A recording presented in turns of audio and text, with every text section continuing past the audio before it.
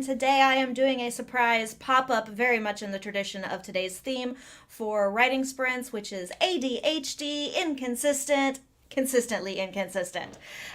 So I actually have a very special co-host on today. Most of you know her as ADHDWriter, also known as Bex. We are going to discuss together what it's like to have ADHD and be a writer, and how we've managed to make that work for us most of the time. So hang around and we will get right into our sprints coming up next.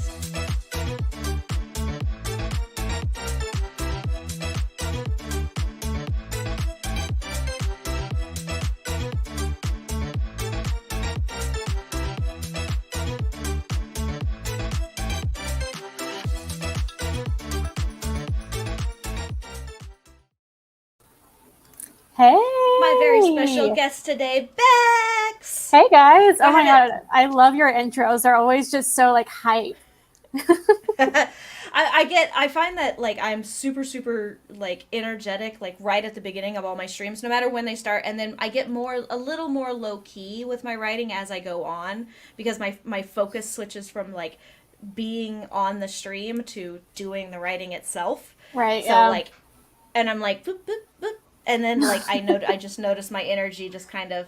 I'm still energetic, and it just depends on how much caffeine I've had, which I've had a lot this morning. So that actually brings me to one thing that I wanted to bring up about a common misperception about ADHD, is that caffeine calms us all down. Not all of us. Some of us still get the high.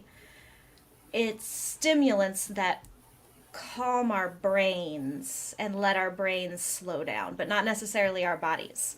So, right.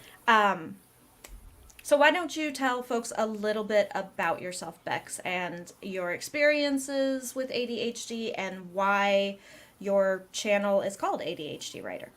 Yeah, for sure. So like BC said, I am Bex, also known as ADHD Writer on YouTube.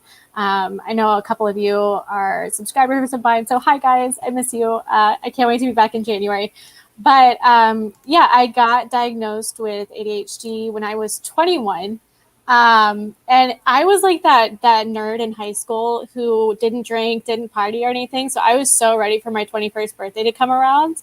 And with ADHD medication, you're not supposed to drink while you take it. And my birthday is around finals. So I had to take it, and I couldn't. I was just like, it was just a moment for me where I was like, I'm really going to have to balance this, and balance is not my strong suit. But yeah, I got diagnosed at 21, and I changed my major back to creative writing, which is what I always wanted to be anyway. But I was forcing myself to do other things that I was like, I need to make money. And then I was like, I'm not going to do anything if I keep doing this. So I may as well do what I want to. It's the ultimate writer college conundrum of you're a writer, you're good at writing, that's what you want to do, you want to make money doing it, you go to school for it, and then you go, but I can't make money doing this. Yeah. And that was very much so it. Yeah. And I think it goes back to the fact that as writers, we've been reinforced for so long that you can't make money writing. And it's a total false narrative, because every job that I have gotten, now I didn't go to school initially for writing. I went back eventually for writing.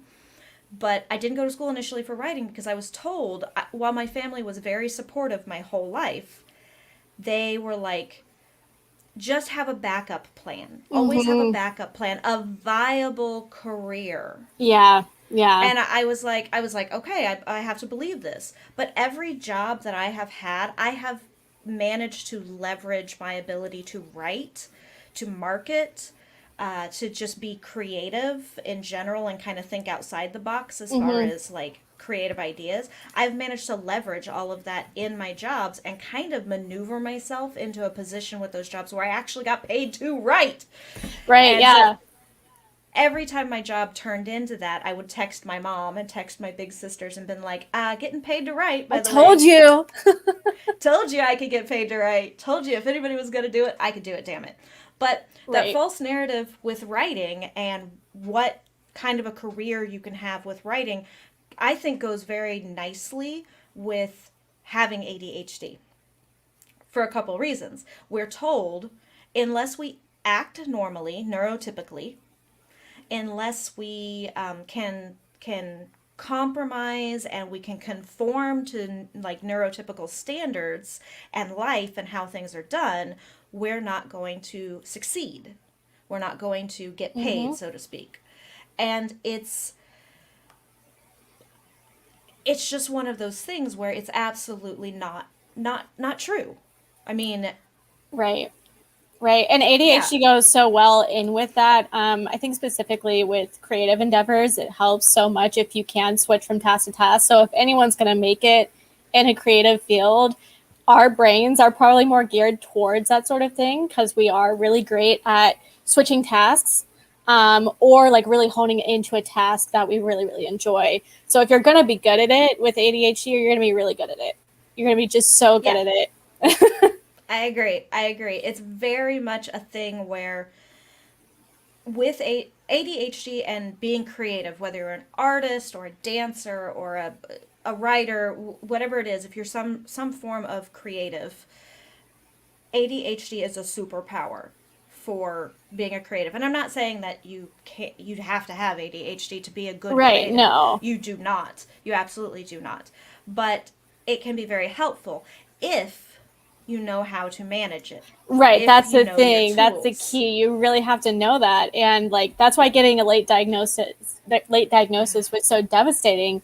Because in high school, it was like that thing where I was very, very smart up until junior year, and the classes got really hard, and they were things I was Mm-hmm. not interested in, even remotely. So then I was just failing these things, and then doing really well in other things, and it didn't make any sense at all because I did not know how to channel my sort of resources that I do have as an ADHDer into those things I wasn't interested in. And that's something I'm still learning today because it's only been a couple of years. If I had been Yeah, diagnosed you're as, still a baby. yeah, I'm still a baby ADHDer. But if I had known the tools that I know now, I would have just like done so much better. And that is the one thing about being creative in ADHD is if you don't know how to manage it and you haven't been diagnosed and you've never been given those tools, you're probably gonna be like, I have all these ideas and I want to sit down and do it. And I know I could if I could just sit, but I can't, which was my Mm-hmm. struggle for a long, long time. Yeah, agreed. And so I'm a lot like you in the fact that I was a late diagnosis for most people that are tuning in and everything. If you don't know, women are more frequently diagnosed as adults with ADHD because false narratives and false truths all these years about it is not uncommon for women to have ADHD. It's actually roughly about the same percentage of verified cases and diagnoses between men and women. There are actually no differences between gender. There's no gender based ADHD. There are three types of ADHD. One is attention deficit hyperactive disorder, predominantly inattentive, which means you have trouble focusing, you're kind of a daydreamer, your mind wanders a lot, but you aren't necessarily externally hyperactive. It also you also get all of the downsides of the impulsivity. It just usually tends to be more internalized Mm-hmm. or less noticeable, and you're not just popping out of your seat constantly. Instead, you're impulse buying on Amazon constantly. Right. And something I Um, would say is that you haven't gone over the third one, right? The combined type. That's what you're going to Not go over yet. next.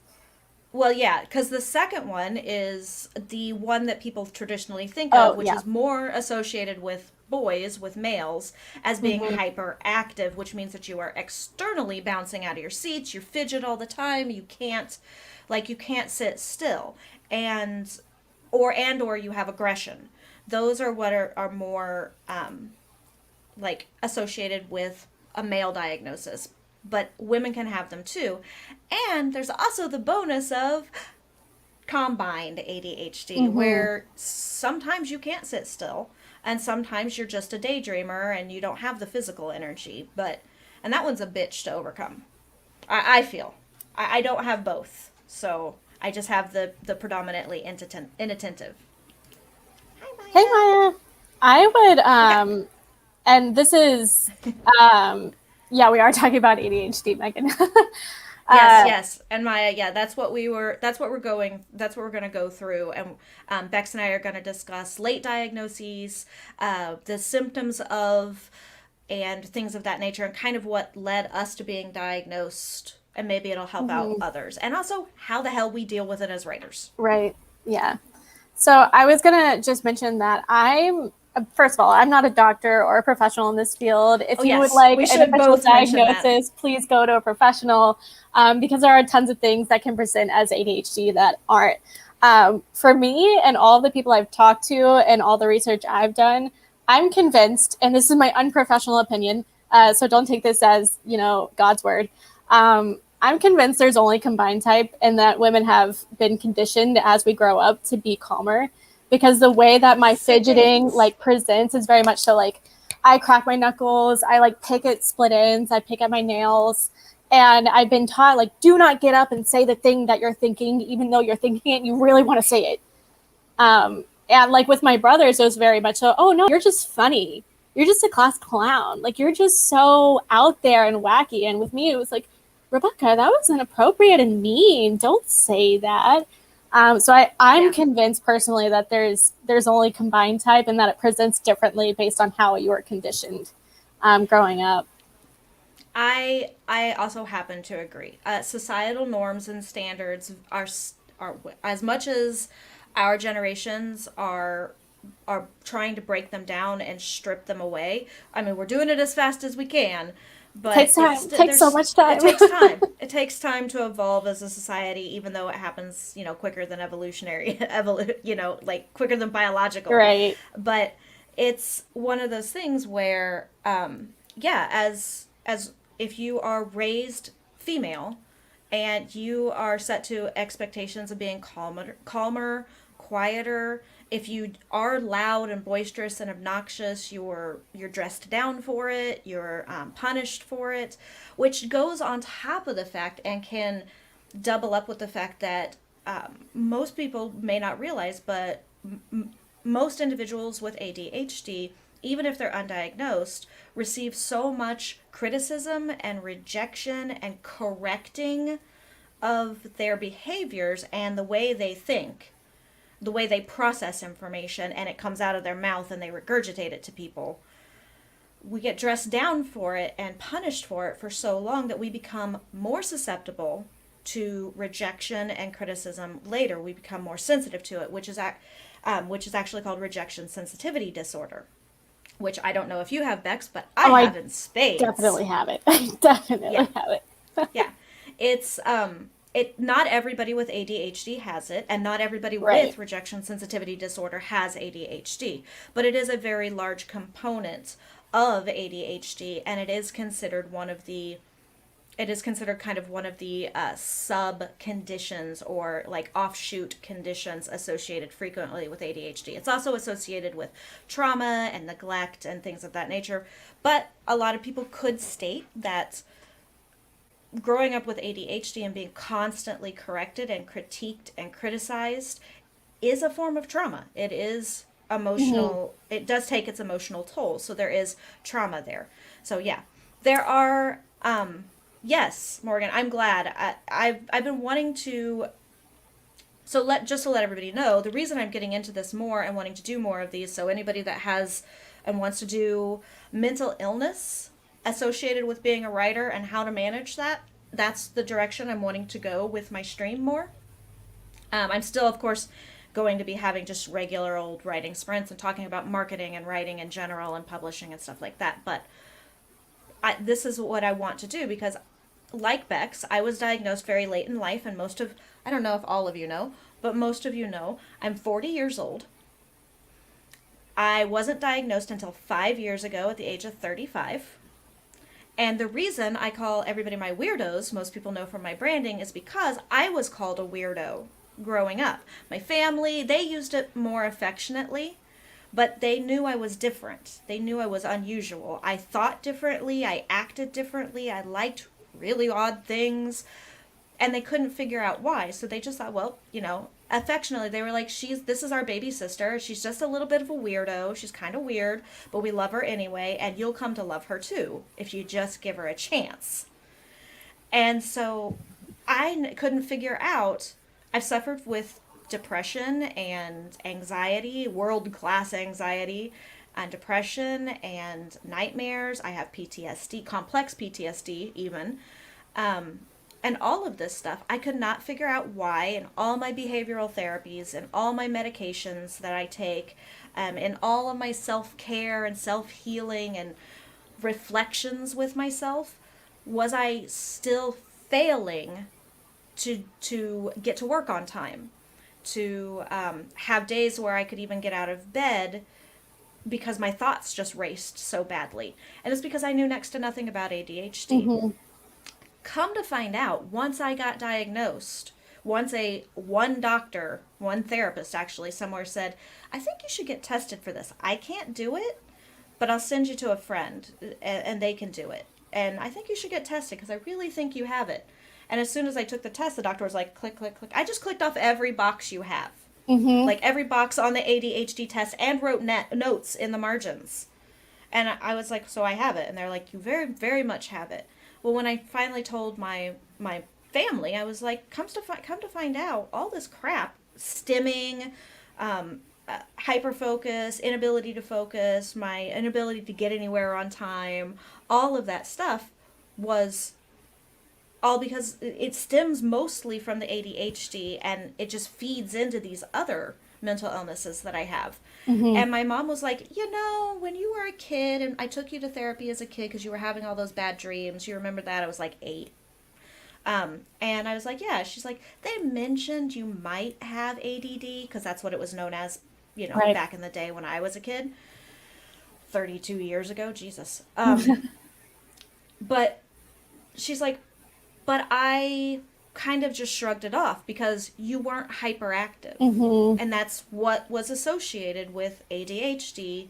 Right. And the part they treat is always the part that's annoying for everyone else, not for you. Yeah.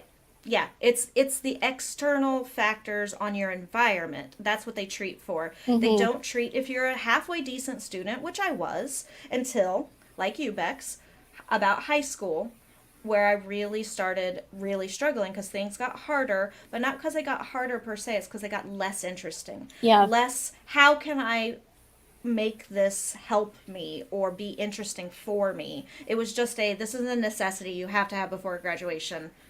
So, we're going to do it. But yeah, so it was pretty bad. And I didn't inconvenience my family with the way I did things. Not usually. Now my attendance problems with school and stuff like that was still never really a problem because there were no real consequences. They are not going to drive you out of school. And it was probably one of those things where they're like, she's a teenager, she'll grow out of it. Yeah. Yeah. Yeah. Oh yeah, she sleeps a lot, but and she's an insomniac, and then she has to sleep during the day. But she's a teenager; she'll grow out of it. Yeah, it's she's normal. A kid, she'll grow out of it. Also, on top of that, I grew up in Indiana in a very small rural town, but that doesn't mean anything. But in the 80s, when you were diagnosed with ADD or ADHD, you had to be medicated to go to public school, and you had to be put into special needs. Well, I was a gifted student already. Mm-hmm. So my mom definitely did not want to yank me out of the gifted program and put me into the very segregated, not mainstreamed special needs for children that had more of the difficulties in school, not right. It was so misunderstood. Yeah. So misunderstood. I want to I know we've been talking a lot, but I want to put some of the comments up on the screen. Mint Ghost also having a late diagnosis. Maya thinks might have it. Go get tested, even if you don't know. Even if you don't know. Yeah, if you don't know, you think you might even have the problem because a lot of people shrug off ADHD diagnoses and shrug off the condition in general as, well, everybody's unfocused sometimes. Everybody's bad at managing their time. No, sometimes. but like statistically, you're likely to die 13 years earlier than the average human if you have ADHD because you're having riskier behaviors and you're probably taking worse choices just to make yourself get the dopamine that you need. You're more likely to abuse substances because you need the dopamine, you need the high that brings your thoughts into focus, that brings your body into focus sometimes. Also can help you. I have a good friend, ADHD, very predominantly hyperactive, that took uppers, like illegal uppers, for years. Yeah, trying to get to norm. He needed to sleep. He needed to bring his body down to the point where he could sleep. And stimming or stimulation, which is honestly what I think the H should stand for. I think the H should stand for hyperstimulation. It should be attention dopamine deficient hyperstimulation disorder. That is how I would fix it. Boom, you're welcome from a writer. Medical community. That is how I would fix it. Because we're not attention deficient, because anybody that's been in a hyper focused state knows there's no deficiency in that focus and that attention at that point. It's the fact that when our dopamine levels are critical, then we have the deficiency, and that's a problem. And then the hyperactive, yes, it does apply to your brain being hyperactive, but I think too many people are focused on the external rather than the internal. And so I think it should be hyperstimulation for that reason, because really it is, your body is either hyperstimulated and it's acting out externally, or your brain is hyperstimulated and it's acting out, which is racing, or locking itself down into a zoned out tranced pattern where you just are like zombie. Yeah. I was that yesterday, as a matter of fact. My partner and I ran some errands yesterday, and they've been tinkering with the idea of streaming on Twitch for gaming and doing like mods for keyboards, because they're good at designing keyboards and stuff. And also like modding old Game Boys and like bringing them up to modern specs and stuff like that. And they were like, I need some branding, so you're going to have to help me because they're not any good at it. And I was like, okay, give me the names and let me think. So they gave me the names, and they're out pumping gas. And I'm just sitting there like, I was playing with like one of my folding fans, just like, the stem. I had the stem, the noise, and the feeling of the fan like going across the fingers. Yep. And I was just sitting there like. So they get back into the Jeep, and they're like, "Are you just zoned out?" Because they thought I was just in my trance. And I was like, "No, actually, my brain was going through marketing for you. I'm sorry. I wasn't responding, was I?" And they're like, "No, you weren't." But it's okay. Yeah, I do that to my partner all the time. I was just sitting there like, he's like, "Did you hear? I just told you the most important thing ever." And I'm like, "Nope, not at all. I was thinking about this other thing we had to solve like 10 days from now." Yeah. Get a response and get me to unequivocally, during what you're telling me, tune in and tell you I'm paying attention. So that's another thing, y'all, if you don't know, relationships and ADHD is a very tricky matter as well, because you don't always have a partner who is patient and gets what it is and knows you and your particular tics and weirdness, kind of a thing. But yeah, I mean, Megan says all the signs and wanted to get the anxiety under control first. Anxiety and ADHD go hand in hand together. They do. They're very comorbid. There is a very popular therapy, and it's an actual therapy that's done, called floor time. It's used for both PTSD, complex PTSD, anxiety, and ADHD. It can be used for other things too, but it literally is needing to lay yourself flat, like kind of not necessarily prone. You could be like curled up in a fetal position or something, but kind of needing to just flatten yourself out. And most people usually pick the floor because it's stable. And just kind of be on the floor because it's centering and it's focusing and it's calming. So my anxiety, I'm never quite sure if I'm having a bad ADHD day or a bad anxiety day until I get something, like until I try to do something. If I'm having a bad anxiety day, I can so totally focus on something. If I'm having a bad ADHD day, I cannot focus on anything. So it's like I'll try to do a task, and if all of a sudden I'm changing channels to do another task, I know it's an ADHD day, not Yep. an anxiety day. But yeah, so Morgan also diagnosed with ADHD a few years ago. Maya asked their doctor about getting assessed, but a lot of doctors do. Maya, absolutely go to another doctor. Like, you can continue to see that doctor for all their other stuff, but honestly, you really shouldn't, because she's not going to be able to address all your other Right. medical issues that will hold hands with your ADHD sometimes. I am fortunate that I have a primary care physician. She's actually a physician's assistant, not the doctor, but I've been going to her now for 8 years. She has moderate to severe depression, she has PTSD, she has ADHD, and she has OCD. And this is a doctor, Yeah. almost a doctor. I mean, close enough. And even if your doctor dismisses it, try to be like, okay, I understand that it may not be a thing, but I would still like to take the test. Mm-hmm. And then if you don't like how they tested you, again, go to somebody else and be tested again. Get a second opinion. Just if you really think you have it, then you should get 1 or 2 assessments and just make sure. Hi, Writing Violet. Glad to see you. Always called weird as a kid. Most kids with ADHD, I think that's the biggest thing we hear, is that we're weird. If we happen to be creative and artists on top of that, holy crap, the weird meter just goes off the fucking charts, and you're just dismissed as being this eccentric artist kind of a thing. Trauma and ADHD definitely go hand in hand. Being called lazy for most of life can mess you up. I was called lazy a lot. Oh, me too. I would just lay in bed and daydream, or start a project but not be able to finish it. Yep. I started writing when I was 3, and none of my stories were finished. Not one of them. Yeah.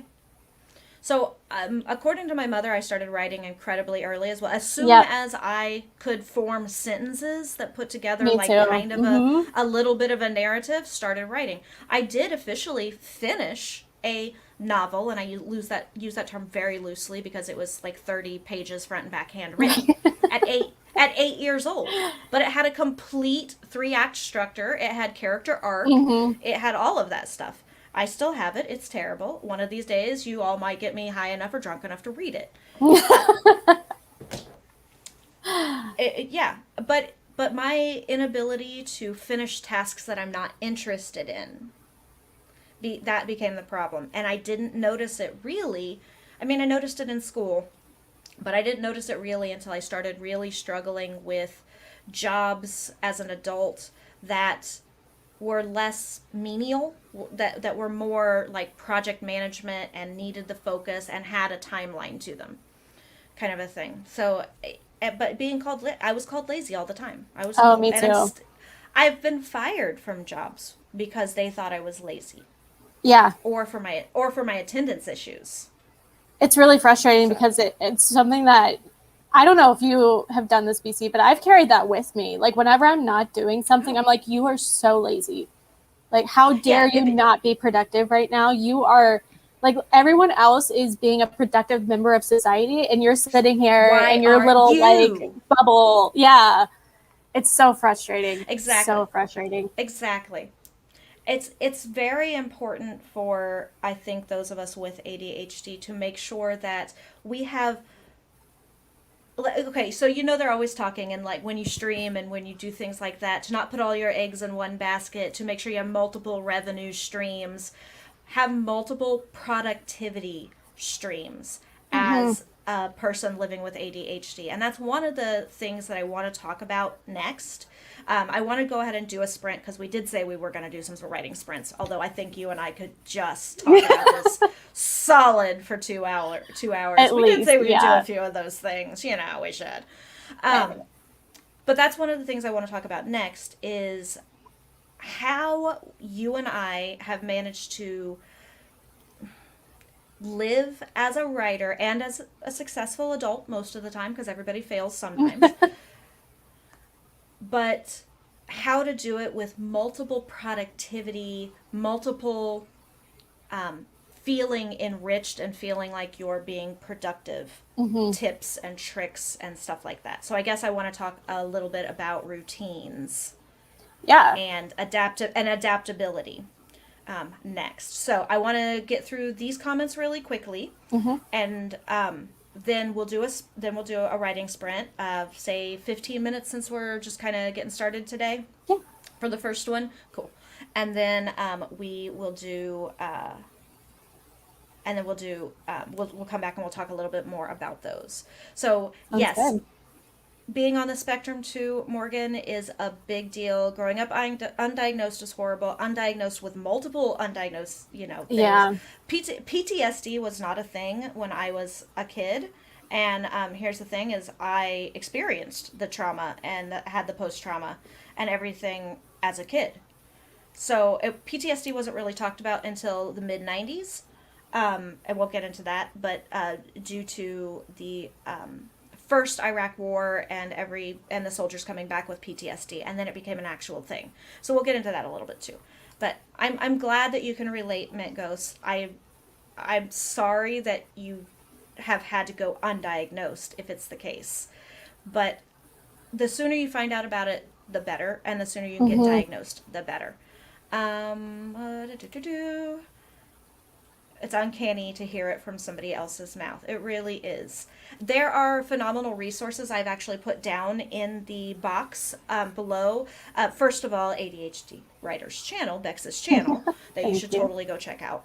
But in addition to that, there are some TikTok creators and there are some YouTube channels that are amazing for understanding and getting your point, especially the TikToks, getting your point across to people on how your brain works compared to neurotypical brains and lives, that are great, that you can like relay this information to them in like under 30 seconds basically with a tiny TikTok video. But also the YouTube channel, How to ADHD, I've got linked down I love below. her. She's amazing. She calls us all brains. She's just great. She's been on YouTube for 5 years. She's so adorable too. You just want to hug her. She is, and she's humorous and fun. But the videos, some of the videos they'll get you right here in the feels, because she gets really raw with some of the videos. But you should totally check these out. Hey, Adega, so good to see you. I haven't seen you on one of my streams in forever. Yes, hyperstimulation makes so much more sense. Adega's a doc. Most often has to do with cerebellar aberrant stimulation that leads to the dopamine imbalance. Oh. Yeah, that's saying like there's a part of your brain that is divergent from regular neurological workings, which is what we were talking about. I don't know how long you were here. We were talking about that in the beginning, where there's a part of the brain that's just chronically understimulated, that diverges from the general population that needs to be stimulated. Yeah. Yes, that is an actual therapy, Morgan. It's only been really recognized more recently as an actual therapy, but it's used all the time, especially with PTSD and with anxiety and ADHD. It's called floor time, and it's a thing. Hey, RK, good to see you. Doctor said that if I had it, it was minimal, so she thought it wasn't worth it. No, so you're not hiding. It's called masking. And we will discuss masking, body doubling, and all of that coming up. These are all things, these are tools that we adapt and we take into place to hide behind so that we look normal, so that we look neurotypical, and we can be square pegs shoving ourselves in a round holes. Truly. So, yeah, don't talk to her about mental health. I would get a different PCP, honestly, because even if she thought you had it and it was minimal, she should test you for it. Right. She's a doctor. You have a condition. Even if you don't have symptoms of it, you have a condition that you may have to later manage in life. So well, also just that you're noticing things tells you that there's something abnormal there. So even if it's quote unquote minimal, there could be things underlying where you're like, oh, I didn't realize that was a symptom of ADHD or whichever thing you might have that you may have not even realized before. Yeah. Yeah, you retask things that you're not interested in. 107 billion people have ever lived. Okay. That's just a random fact, and that was a very ADHD thing. I'm going to ADHD a thing too. Look at these cute socks that I got y'all at Target. They're so cute. Oh, they're sparkly. They got sparklies and they're so Is it the kind adorable. that They're like black. changes colors when you smoke it? Yes, it is. I I love didn't even those. notice that until just now. Thank you, Bex. My cats hate them. My cats are like, what the fuck? She's got cats on her feet. Yeah. They're just jealous. Yeah, they are. General pre-screening is part of trying to psych myself up to actually go and talk to someone about my mental health stuff. It was the first time it was suggested I get checked for ADHD. That you can Google them. You can Google ADHD Hmm. tests, and it will give you a more clear, like, you're like, oh fuck, I didn't know I did that. I did. Oh shit, that's an ADHD thing. Yeah, been on a bender of learning about it I did since. that too. Still on that. Bent Ghost, diagnosed when 40. By the way, Mint Ghost, you and I, we're going good on this whole into our 40s thing. Okay. Being diagnosed literally changed life. Other mental illnesses very severe. So the ADHD masks them. It hides Hmm. them. Wanted those to get stabilized, and that's very valid, because you're being put on a stim, a stim. You're being stimulated, and if you have anything else that like, I cannot take as high a dosage of my ADHD medication as I probably should be on because of my PTSD and my anxiety. Hmm. um, because it ratchets up those things. So my body becomes super stimulated then instead of just my brain, and then I can't sit down and my heart feels like it's going to explode, kind Yeah. of a thing. So You really have there to are figure out what the right medicine for you is. And there are non-stimulants for ADHD too. If you yes. are on the side where you just need something that calms your brain down just the tiniest bit, then there are non-stimulants that you have to take consistently daily, that tend to help with things like that. And something important too is that I find it helpful not to think of ADHD as a spectrum, but as like a wheel that's like a pie chart almost, and everything has its own category, and you're either like low on this need or high on this need. So hyperactivity for some people might be a little bit lower, so your needs might not be as much there, but the other parts may be really high on that pie chart. Absolutely. And we will also get into this in a bit. ADHD is tied to your hormonal balances. Mm-hmm. So it changes, and your medication can change too based on day of your hormones. And that's for both men and women because everybody has hormones. So, all right, let's do a sprint, and get started. So we're going to add 15 minutes to the clock. I'm going to go over here really quickly and do one of these things. All right. Let's get started in 3, 2, 1. Sprint, y'all.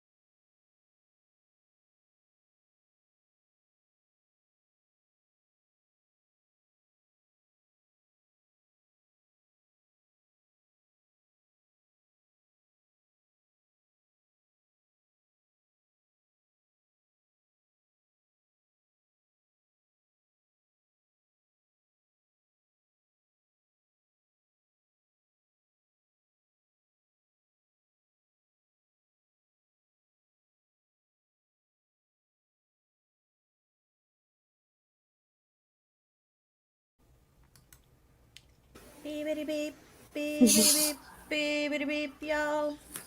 All right, that is the end of the first sprint. How did everybody do? Nice. I answered some emails. Always good. Always good. I was working on branding for my partner for possibly starting their own Twitch channel. So, Nice. trying to come up with some, basically a style guide, a brand style guide, and like try and create them some basic overlays that they might like until they decide to start investing money in overlays. So we had a few folks pop in. Gotta scroll back quite a bit. Quite a bit. Yes, okay. So, Spence was saying that they don't really relate with a lot of stories about being a kid with ADHD, but they relate to being an adult with ADHD. But my childhood was, I'm going to put everything about me in this shoebox. Yeah. And that happens a lot, actually, with kids with trauma and kids with ADHD. Kind of pack away all that stuff and then later have to deal with it. So it becomes a problem. But yeah, Spence is then saying, I'm now an adult with all these fucking wonderful people around me looking at you, Authortube. And I'm unpacking the shoebox and really starting to learn what's inside. Yeah. And that's a thing. And it's good, though, that we're, like, that you are getting to a point in your life where it's safe.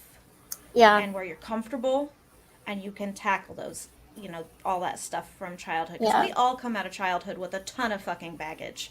Like, I saw your comment too, BC, where you're like, oh, we like suppress a lot of the memories that we have. I don't know if your parents or any of your family had ADHD, but like it's highly genetically linked a lot of the time, not all the time, but a lot of the time. And I know for a fact my dad had it, and he is still remembering things from his childhood, like now in his late 60s, that he just like was like, oh my God, I can't believe I went through that. And just remembering those past events. And I was like, you were diagnosed. You didn't tell me until I was 20. Why did you not tell me? Because for the longest time, they didn't think it was linked with, they didn't think it was genetic, that it wasn't a genetic marker for it that could be passed on. It was very rarely recognized as, like, even being a thing and being accepted.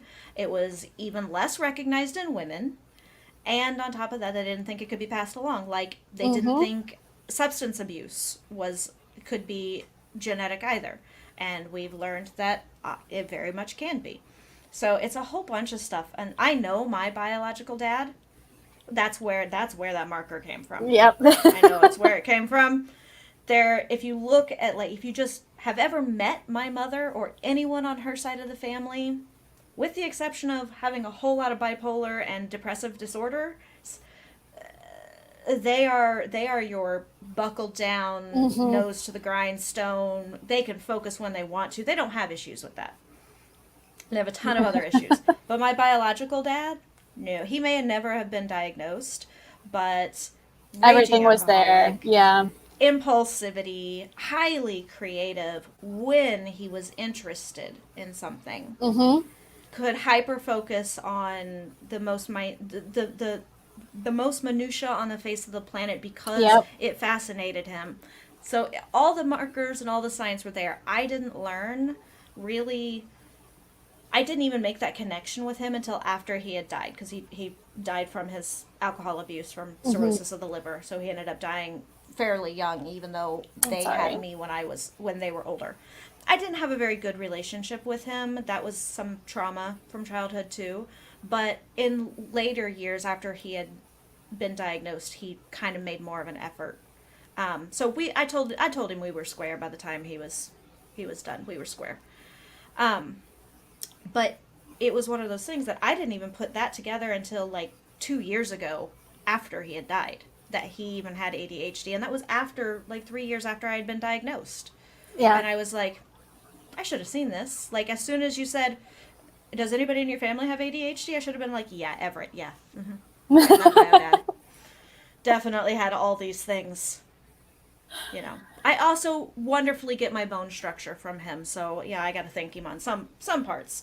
Uh, but yeah, Ben, I am so glad that you got to meet with your former teacher. So Ben has had a huge crush on one of his college teachers growing up. Met her the other day, ran into her the other day. She was looking fine and fly. They went to lunch, and he got to tell her that even though he's about to become a monk in like 6 months and can't have relationships anymore, won't even be able to talk for a very long time, he still kind of had a thing for her, a little bit of a thing. That's, it's good. And she kind of knew. I think those teachers know. They just know. Oh, yeah. They just know. Yeah. But that's good. I'm glad, Ben, that it went really well.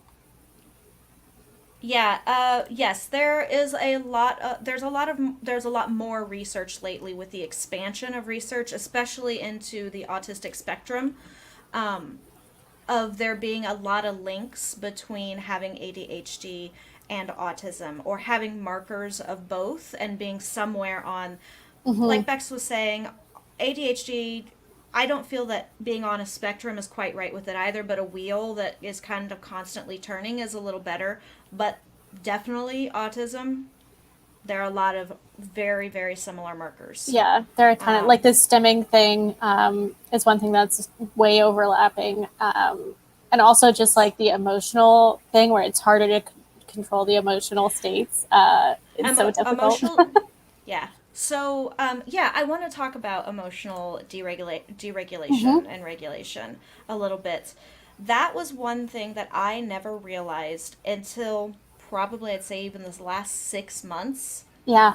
Was really a thing. And it was when I was looking between the link between because I have moderate to severe chronic depression, and my ADHD. I was looking at the meds specifically for my ADHD and getting that under control. And then I was looking at what meds am I on for my depression and how they interact. And the pharmacist said something about if I were to take certain ADHD meds, it would make my depression improve because I would have better emotional regulation and deregulation. And I was like, holy shit, it's tied to mood. It's tied to mood more than just, I can't do this kind of a mood, overwhelmed mood. It's tied to happy mood. And I was like, I should have known this. It's a dopamine dependent. Yeah. And depression is most often, not always, but most often linked to dopamine deficiencies. And it was just like, whew, the things have just become mind-blowing. So, and for some people, that's like their main symptom too. Like growing up, my dad had pretty much he was very hyperactive, but he channeled it into a job that was very good for his hyperactivity because he was constantly moving around and fixing things and everything was different every day. But one of his major issues that he had and that he's a lot better at now was emotional regulation. Just like, and it's different from bipolar because you can tell the catalyst and it's not manic and depressive episodes necessarily all the time. And that's sort of the difference there. It's more complicated, but just his anger, it's far more complicated. But one of his main symptoms that he just could never get a hold of for a long, long time was just like the anger at the smallest things. And luckily he was never abusive or anything, but you could just tell if you did something wrong, you were like, oh crap. And it's when you walk on eggshells. I'm trying so hard not to be angry right now.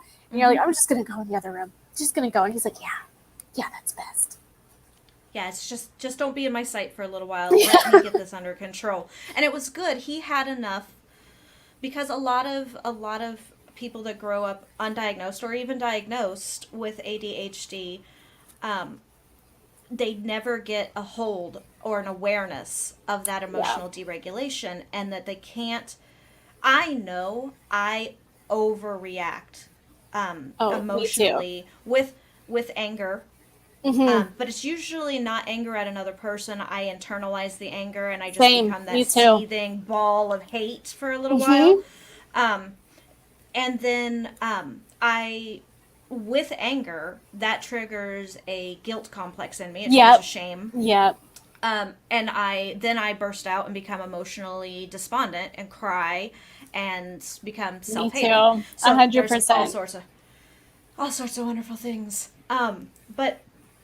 But a lot of people do become abusive because Oh, anger yeah. is one of the main go-tos for ADHD. Is very responses with ADHD is very fight, flight, Mm-hmm. freeze. The three primordial responses that we have to every situation: fight, flight, freeze. Yep. Those are the responses that we have to every situation. ADHD is one of those, or it might be two out of the three. So you Mm-hmm. either freeze, or you fight, or you freeze and you flight, but very rarely are you flight and fight. It does happen though, but it's just one of those things. And when fight is one of your responses, you can very easily, if not become physically abusive, become emotionally abusive, become Oh, verbally easily, yeah. abusive, which then perpetuate traumas onto those around you. For instance, so a lot of people know that I was abused as a kid by my stepfather. And my stepfather, while he didn't have ADHD, he had anger management. And I'm talking, and substance abuse issues. But I'm Yeah. talking severe anger management issues where he would put his fists through walls. He was so angry and he wanted to lash out at other people, but he controlled it by being loud, being physically breaking things, putting his fists through walls, which then I developed trauma from Mm-hmm. that, based on that abuse, based on now whenever anyone raises their voice, whether it's legitimately they should be angry about that or frustrated or whatever, I go into flight mode Mm-hmm. and I become extreme. I might even freeze, and I become extremely traumatized and triggered Right, in that yeah. moment and can't deal with it, which then makes me angry, Yep. which then triggers my anxiety, I was which gonna then say I do triggers that too, but then I my get angry. shame, my shame spiral. It's just a thing. It's just a thing. Hmm. It is. And But it's hard yeah, to regulate too if you don't know what's happening. You're just like, why am I like this? And then it makes the shame even worse because you can't even explain it to yourself, much less anyone else. yeah. It's like I don't get it, and I don't even know all of it. I can't even trace the whole path to it. So how can I explain it to someone so that they understand it? Hmm. So it's just a big thing. Um, Melanie managed to tear out some pages in their planner that they don't need for the new month that we're in. That's what I like about my Nice. bullet journal. And I want to highly talk about bullet journaling for ADHD people. But I'm going to ADHD this whole stream, and we're just going to ping pong all over the place because that's what I'm going to do. Haven't officially been diagnosed yet. Have an assessment scheduled for next Monday, actually, but I just know I've had ADHD all my life. I'm actually looking forward to getting diagnosed. Is it's a thing.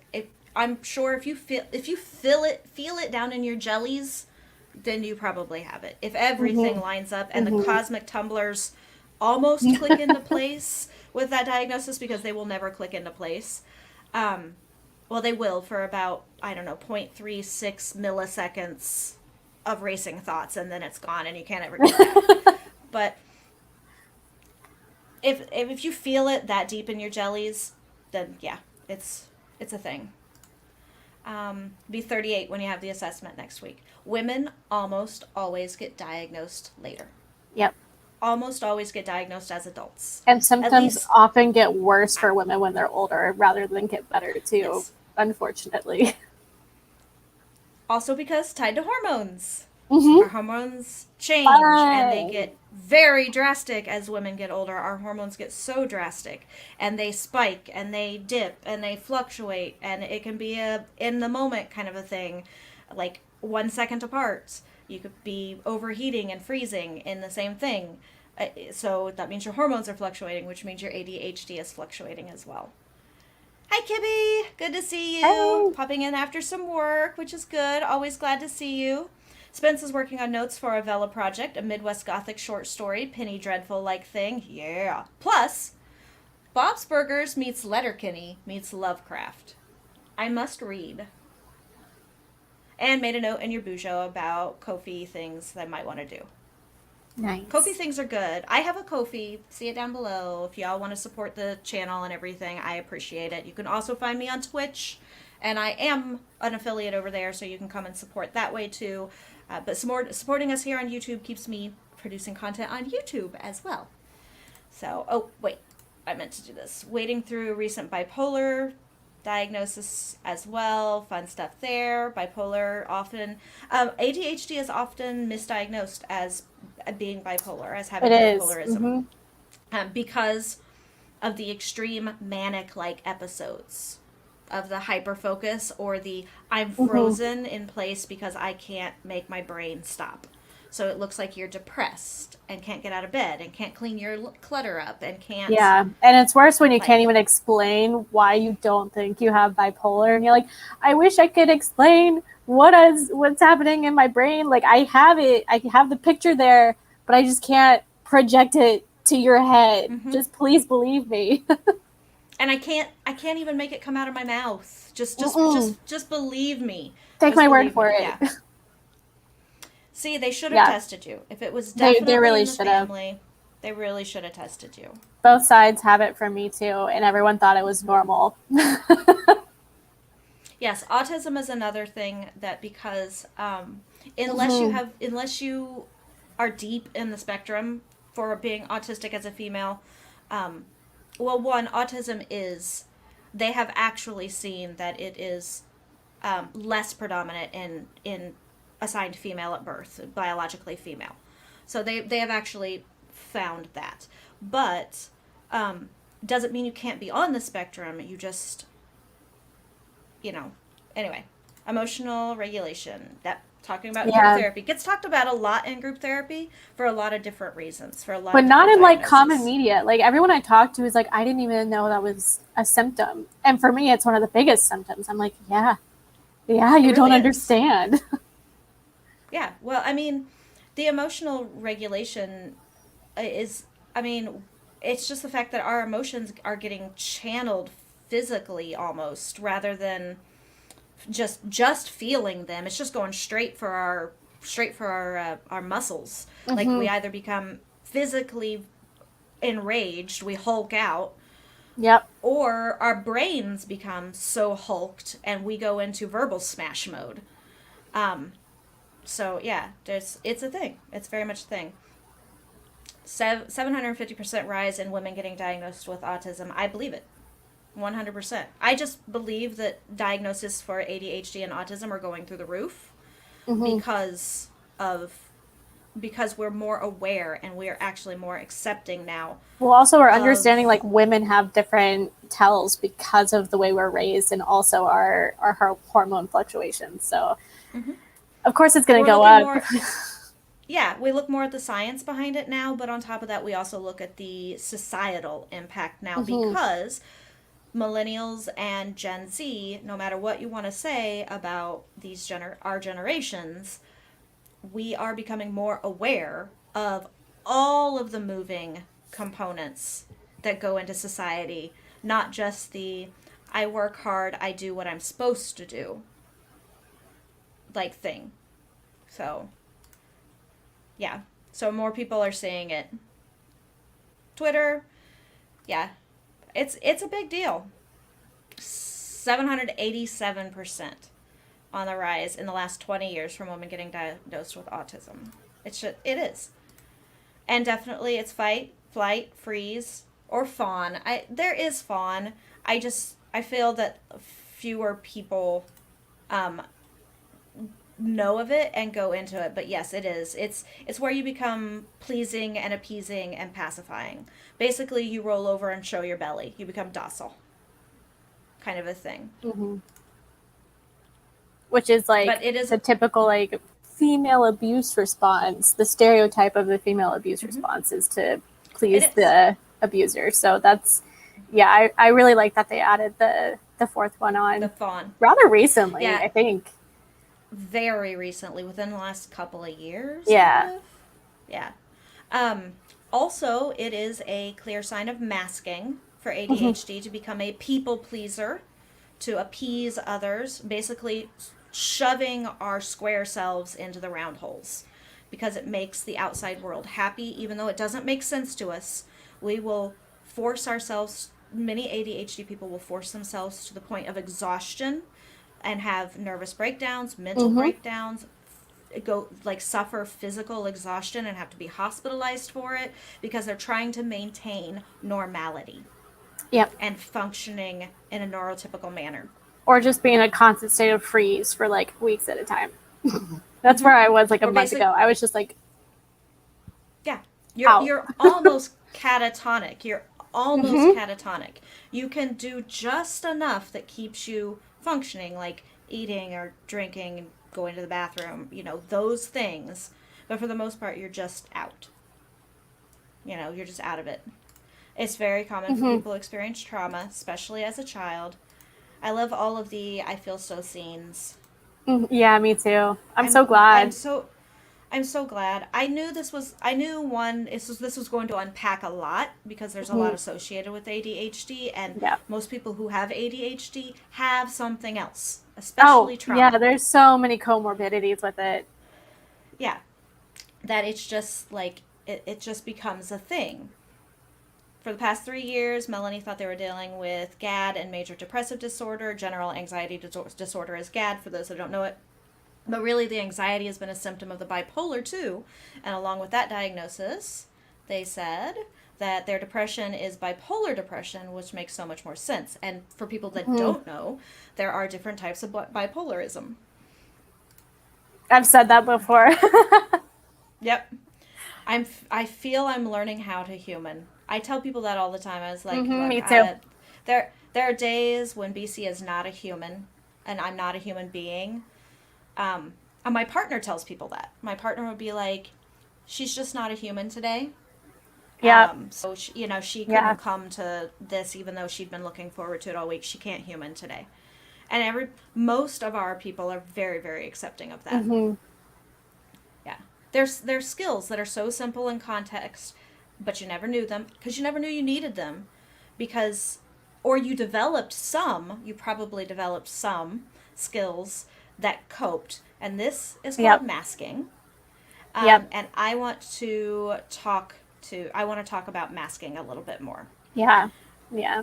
Are you did you have masking tools growing up, Bex, and have you been able to dismantle some of them or not? Some of them. So, oh my God, what was I going to say?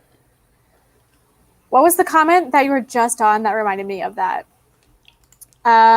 Skills. How to human. Okay. Skills that are simple. Yeah. So, okay. I can't remember exactly what I wanted to say. But yeah, we both have ADHD. It's fine to just jump in there with a thought. We're both good. I do. And I think the thing with me was that I was very, very conscious of my symptoms without knowing there were symptoms. So whenever my parents would, I have this weird thing, and I actually don't know if anyone else has this. This is like a very specific symptom to me that I haven't seen. Do tell. But my parents, when I was little, would play music, and I would have like a severe reaction to it. Like I would either be on the floor bawling, crying, like red face, snot dripping, everything, because it was just too emotional for me, the music. Or I'd be angry because it was so annoying. Like it was extremely annoying. So I ended up just like listening to podcasts, and I would just have podcasts in my head all day, every day. And I would be like, what are you listening to? Do you know this band? Nope. Don't know them. Haven't heard them. I'm actually leaving the room now that you're playing. And in college, after I was diagnosed, I was taking down that mask and being more honest with people about saying, I don't want to listen to this. I'm really sorry. I understand that you enjoy it. I can't do it. Yeah, and my college professor was trying to give us an example of how you can be a straightforward storyteller. And he was like, just take songs, for example. And I was like, if you're going to play, like, can you not play the song? We've all heard the song. It's been on the radio. It's been on every school party ever. Please don't play the song. And he was like, no, I think this is a really great example. And proceeded to play the song. And I was in the back of the class, like, red-faced bawling. And he was like, if you need to get up and leave, you can. And I was like, That's not the point. The point is I asked you not to do this. We've all heard this song. We get your point. I understand your point. Everyone understood it. It was the fact that you disrespected me enough and that I would have to leave the classroom for you to prove this point we already understood. Yeah. He could have, what he should have done was said, is everyone in the class aware of this popular song on the radio? Exactly. And if so, go listen to it again later, and what I'm about to say will make total sense.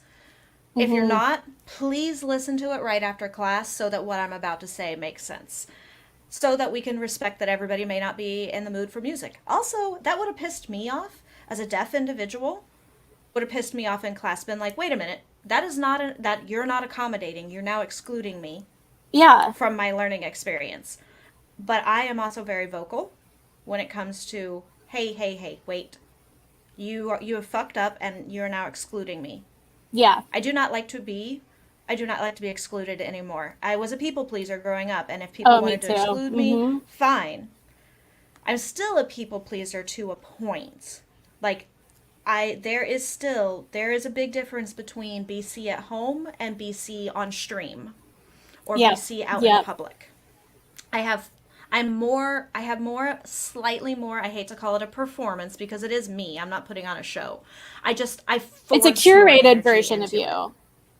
Yeah, it's just a more energetic version of me.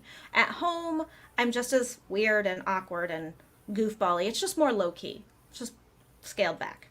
But anyway, but as a kid, that was one of my masking was to please and to never speak up about stuff. Like, never speak up about it. So those are skills that are simple that I learned as a kid and brought into adulthood that I've had to start dismantling. Oh, yeah. But then there are also other basic skills, like around being a writer, that I've had to develop. One of which is the inability to focus. Yep. And my time management, which are both terrible. In order to do that, I have developed a skill. Now, most of you have seen on my writing streams, I pick a time and I stick with the time. It's a 20-minute sprint every time, or a 15-minute sprint, or a 25-minute sprint, or whatever. That's because before my stream that day, I take a very hearty look at myself. I look at my bullet journal. I sit down and I tinker with a few things first to see what state of mind am I in. And am I in can I focus for the same length of time for each Pomodoro sprint? Or do I need to do like today? Because today I am having trouble focusing on one thing. Now, I'm focused on this conversation because this interests me and it's important.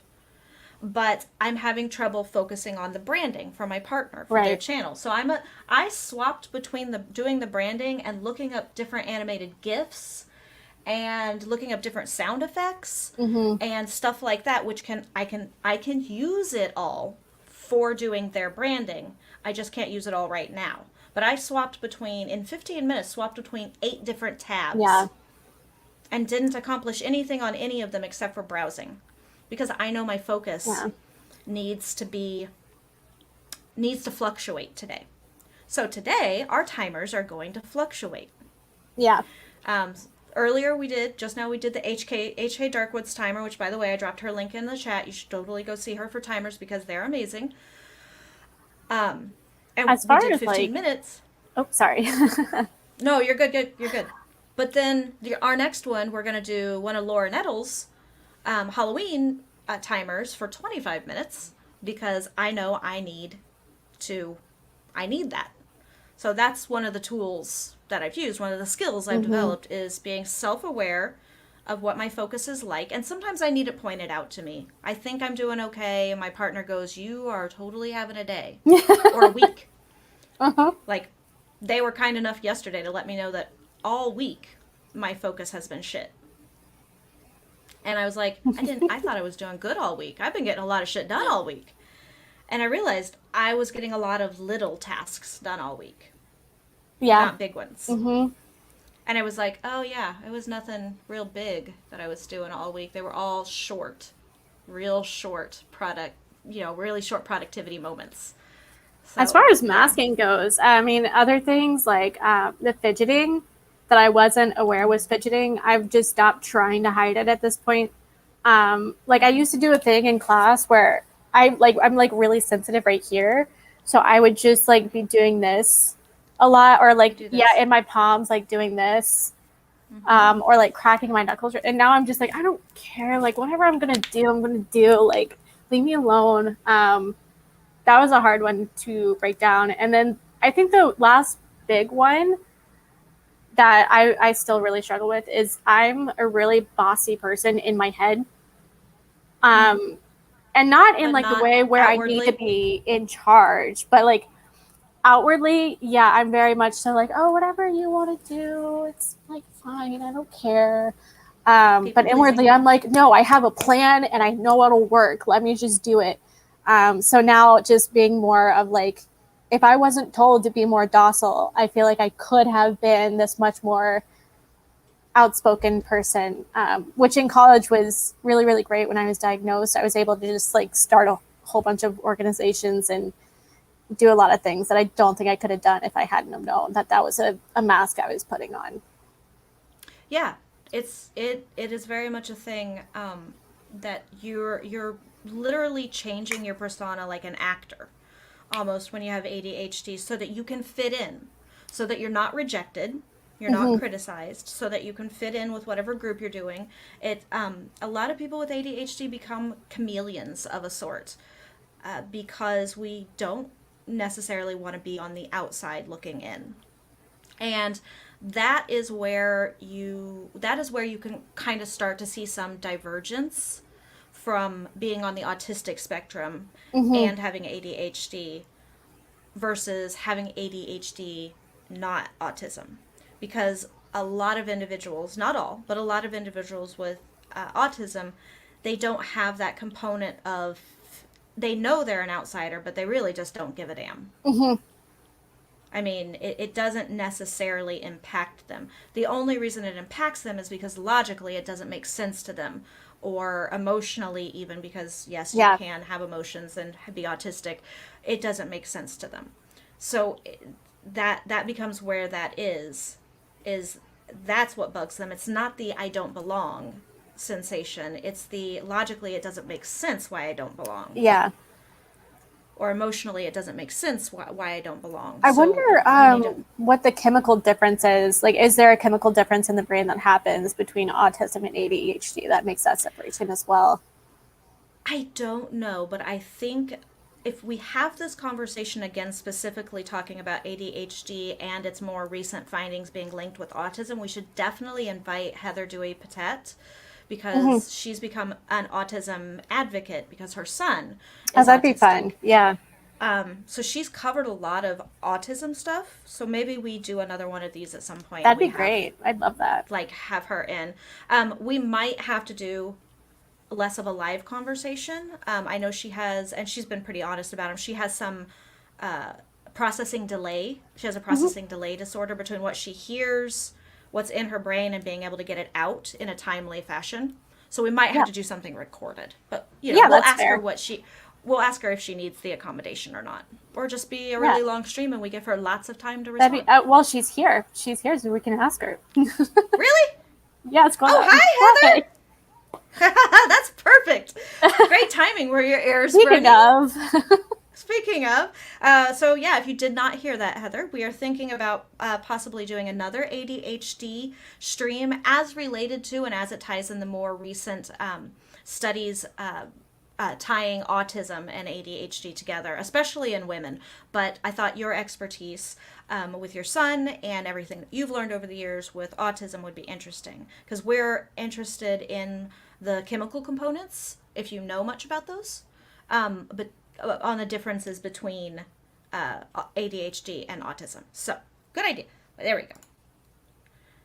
hmm, Changed jobs over the past 10 years. I'm a frequent job changer. I'm me rarely at too. a job for longer than about 3 years, um, which is actually becoming pretty commonplace with millennials and Gen Z or Zeds.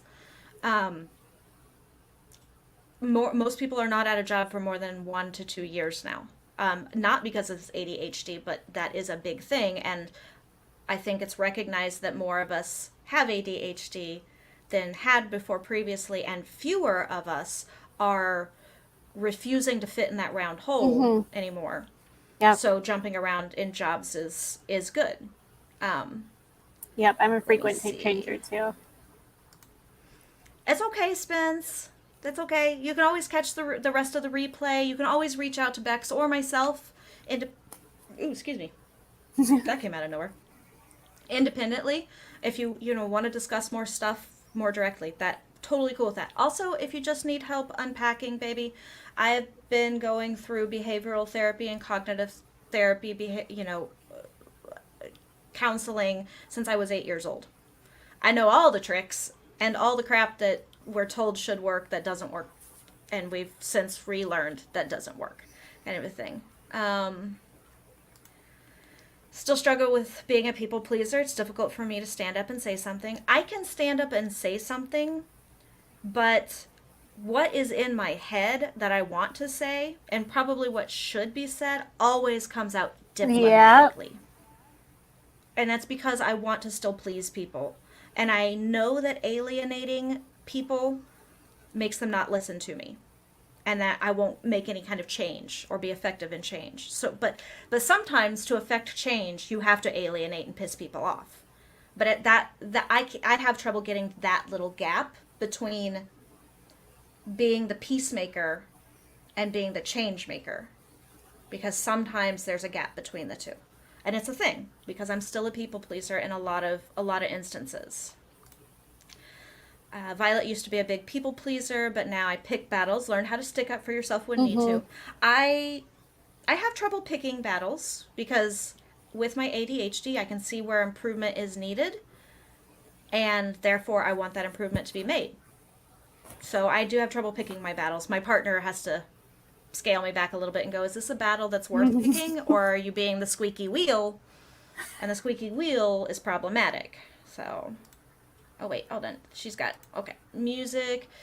Theory teacher in college did the exact thing, made us all read his paper on All I Want for Christmas Is You song and asked if we wanted to listen. A couple of people said no, and then he did, and he was just like, yeah, I'll spare you, but okay, yeah. But read how funny I am, and this essay, it was way funnier on paper than person.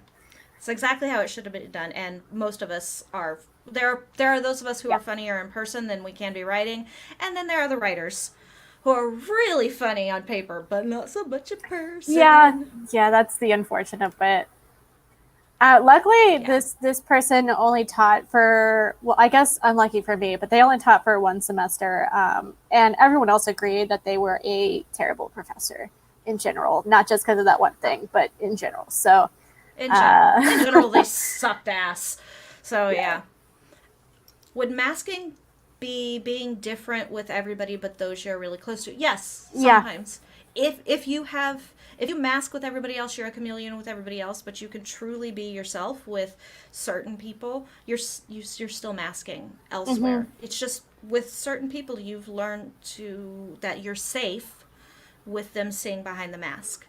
And most often you will find that those individuals also neurodiverse. Yep. I was just going to say. My best friend in the world, she's amazing. She's neurodiverse.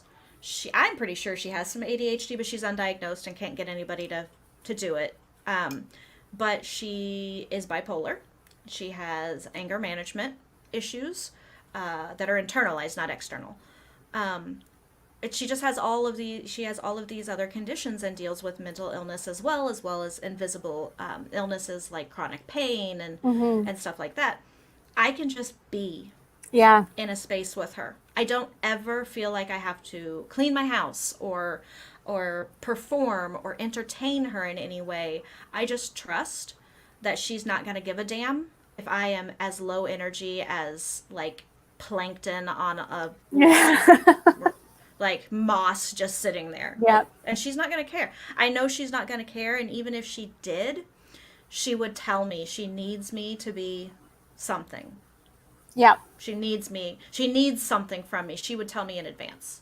Yeah. She's like, I need something from you. We've set very clear boundaries on being able to tell each other, I would love to give you that, but I don't have it to give, so you need to go to another support human.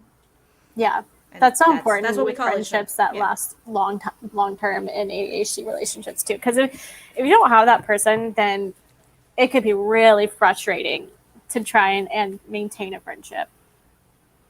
Yeah.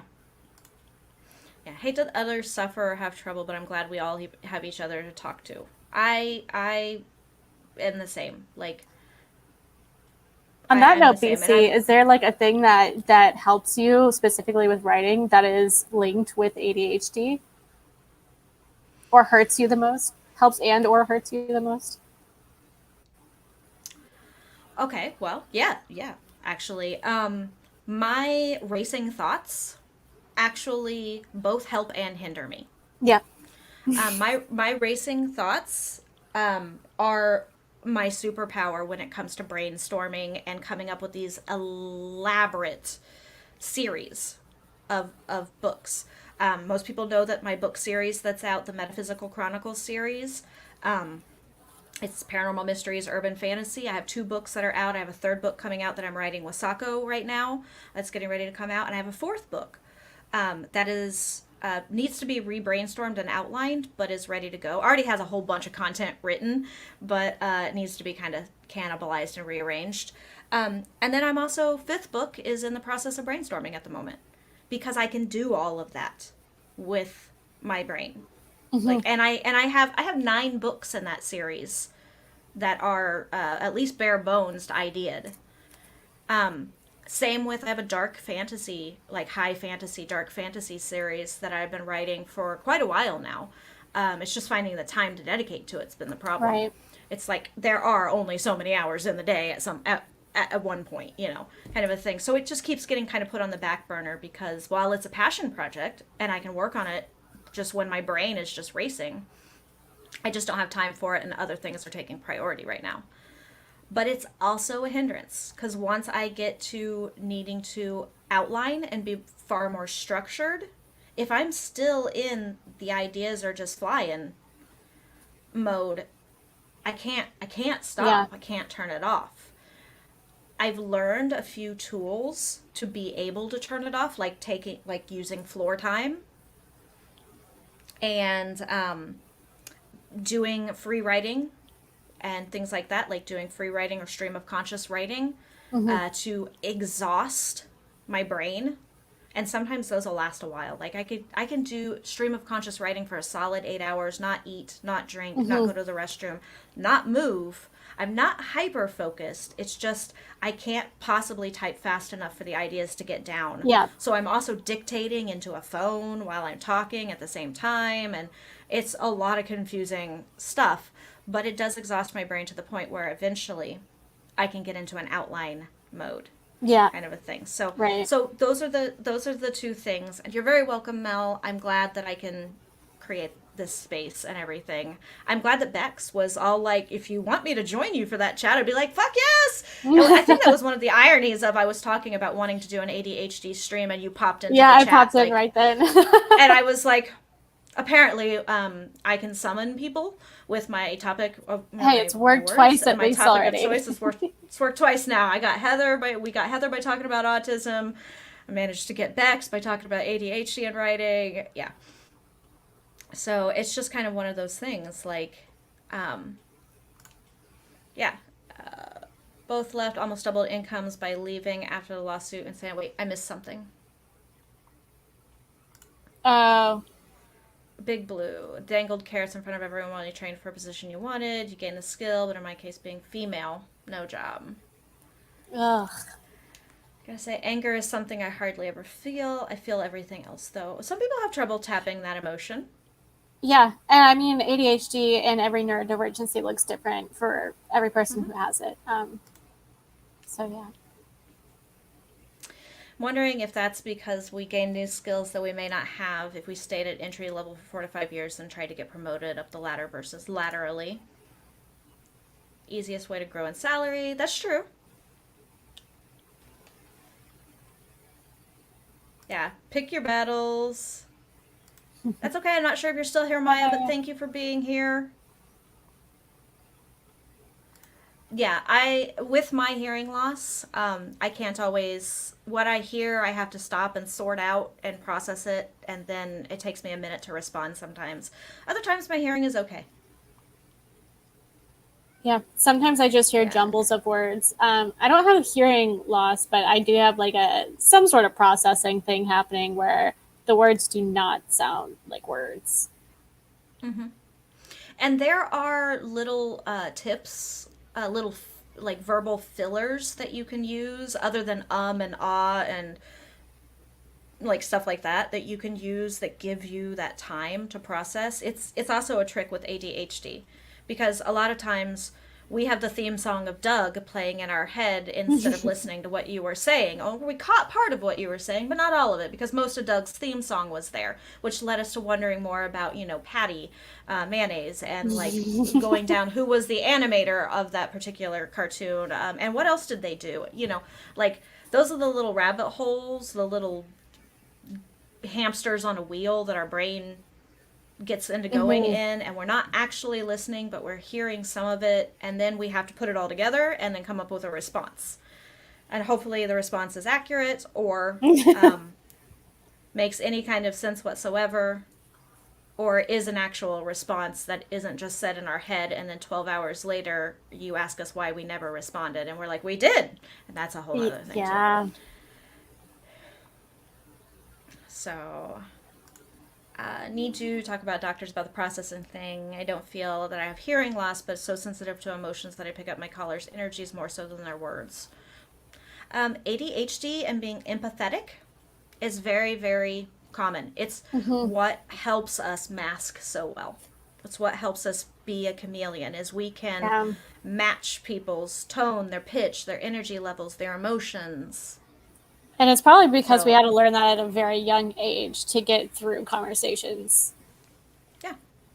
Yeah, match what's going on. If they're excited, match their excitement. If they're angry, match their anger. If they're sad, match their sadness, but because you want them to be happy, because you want to be happy, you want to please them, pleasing them would make them happy, you usually try to solve their problems automatically.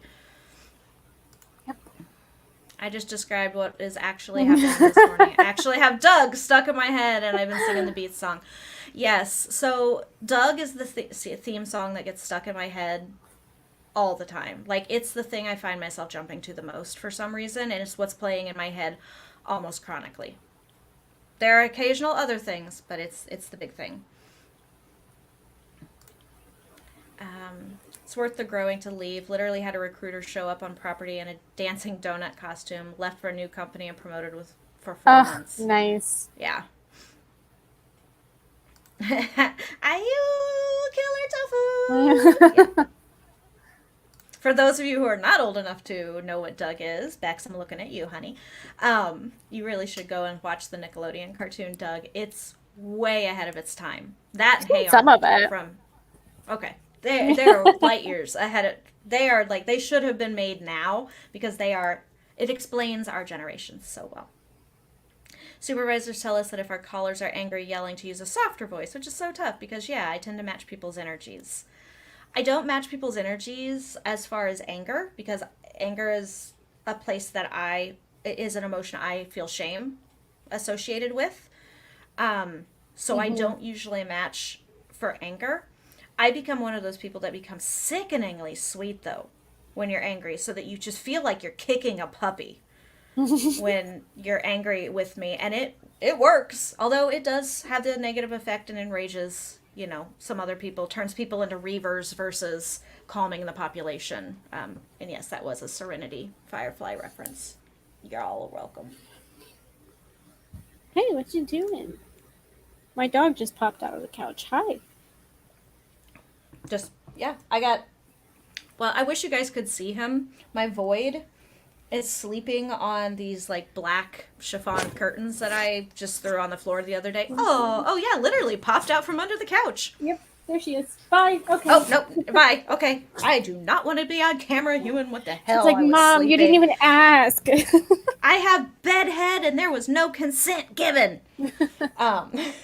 Yeah, but I wish you could see my Void has almost disappeared completely in these black chiffon curtains. He's just curled into a ball in the middle of these curtains, even though, again, cat bed right there, whole shelf empty that he could be sleeping in. Back here, he's picked the chiffon curtains, but at least I don't have to worry about his fur showing up on those curtains, because black cat, black fur. Literally drains you to de-escalate phone calls. It does drain me to de-escalate phone calls, but that's part of me being an introvert, which people don't believe, but I am an introvert. If given my way, I would be by myself, home all the time, and only rarely go out for doses of people. I'm just charismatic, that's all. Yeah. Turn the volume all the way down, advise the customer that this is what they're doing, explain that if they want to help, but to do so they can't do it. That they want to help, but if they do so, they can't do it yelling. And all the call center jobs I've ever had, we're told to terminate the call. We explain to them once or twice that we will not be abused verbally, and we will not be yelled at or cussed at, and that's both verbal abuse. And if they would like to discuss it in a reasonable tone, like adults, we'd be happy to do it. And I've taken that to every job I've ever done. I've been like, if you would like to discuss this reasonably as adults, we can do it, but you will not verbally abuse me. Once you break that phrase out, verbal abuse, people back way off of their tone. Yep. Yeah. But it's hard to do because that's forcing a confrontation, which may be hard to do, especially for people with ADHD, but definitely for people with any kind of mental illness. I love that idea, honestly. Much better than finding a reason to put the call on hold, because sometimes we don't get that chance. Yeah. And then in a moment, they'll turn the volume back up and ask questions they need assistance in answering, and if they're yelling, they'll turn things back down again. And we all get happy. I know at some point I'm going to reach down and scoop him up, but he's purring, and I can... Oh, I can tell he's Yeah, I can tell he's purring because when he purrs, he has little white tufts of fur that come out of his ears, and when he purrs, the tufts of fur vibrate. Otherwise, he's a really quiet. Otherwise, he's really quiet purr, and I have to physically put my hands on him to feel him purring. But the little tufts of white in his ears vibrate, and I can see it. It's great. So it's like he knew that he had a deaf human, and so he had to like visually tell me he's purring. Aww. Yeah, sometimes you need to be able to calmly speak. But some people need to be able to yell. Some people have to be able to yell and get that off their chest. And yeah, I mute people all the time. I sing the Doug theme song in my head deliberately when my partner has to vent. Has to yell about something they're frustrated. They're not mad at me, but because I have that trigger of I think everybody's mad at me all the time because of the childhood trauma. So I'm like, you just yell and do what you need to do. I'm going to be going do do do do do do do do do do do do until you're done.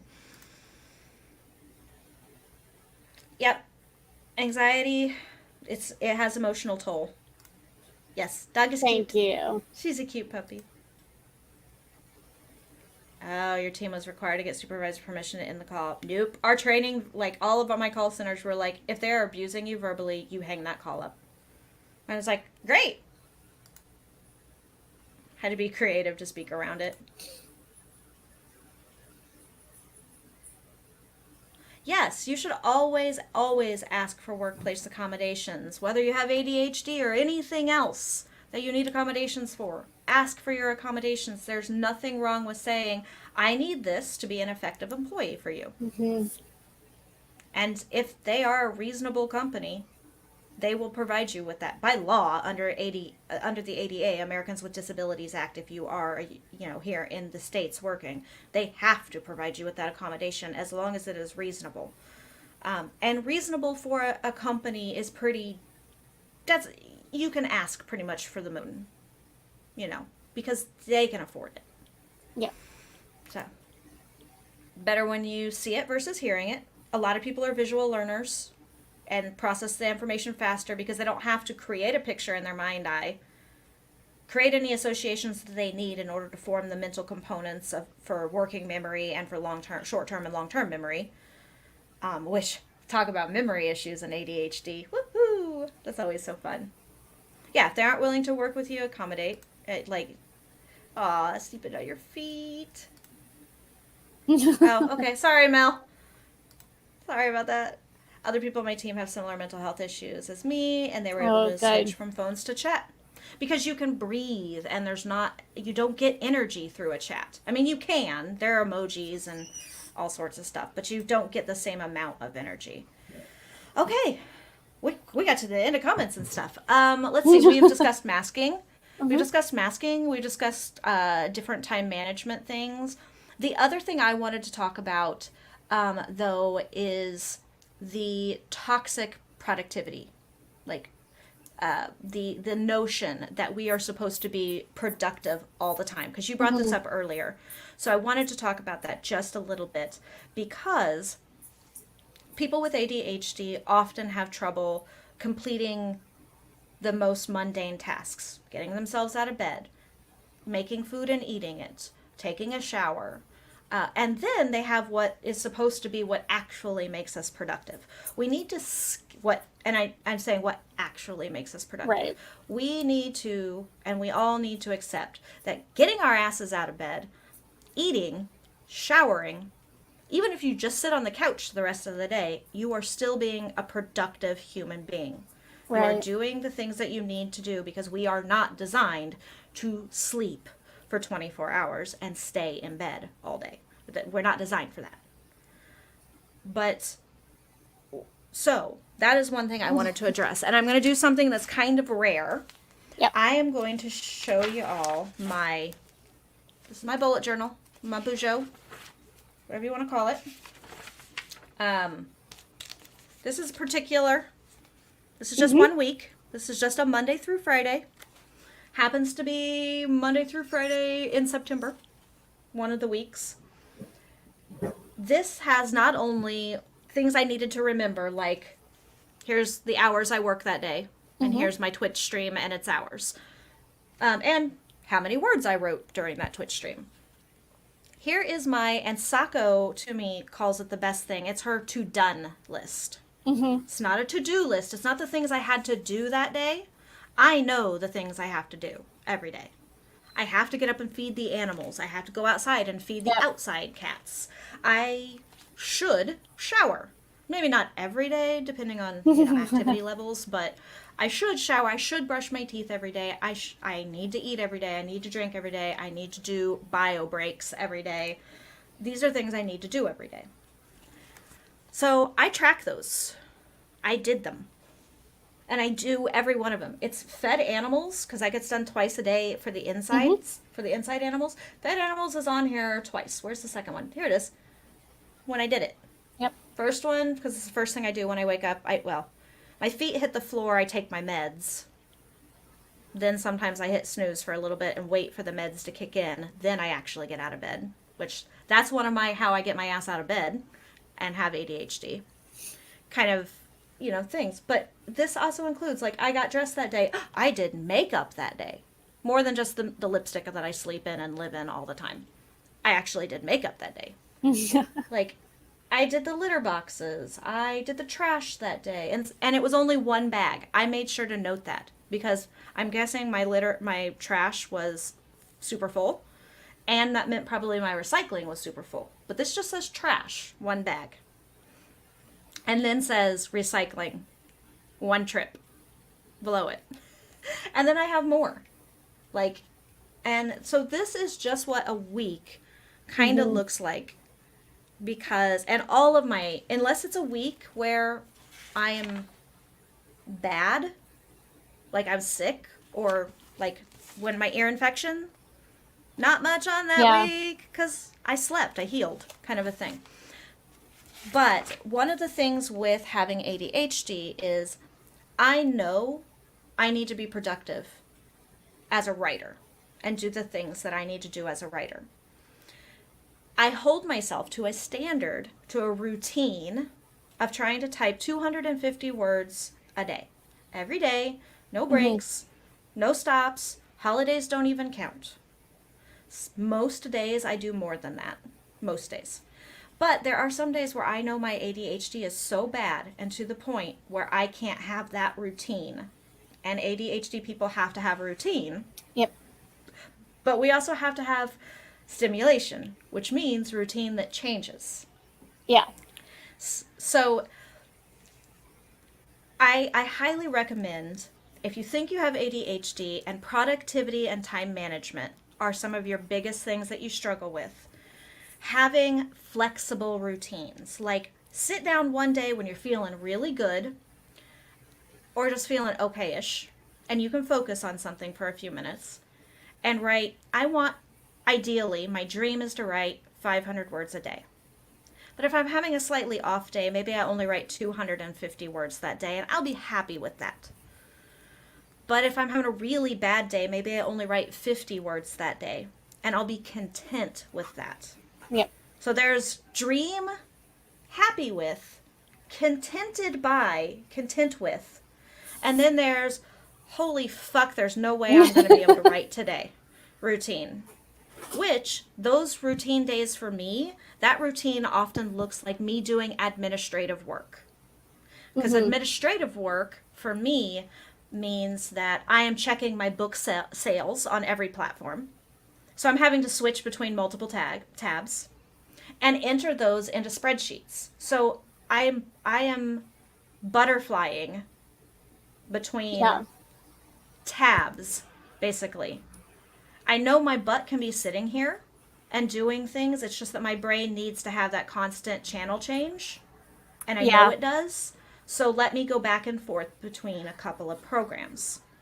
Something I found too is that I have to be extremely interested in the story I'm writing. Like I'll be interested in the idea sometimes, but then I'll start writing and I'm like, okay, I'm bored. Don't want to do this anymore. I'm so bored. And then I have to either add to it or scrap the idea. Because I just can't make myself sit down for long enough to even think about it.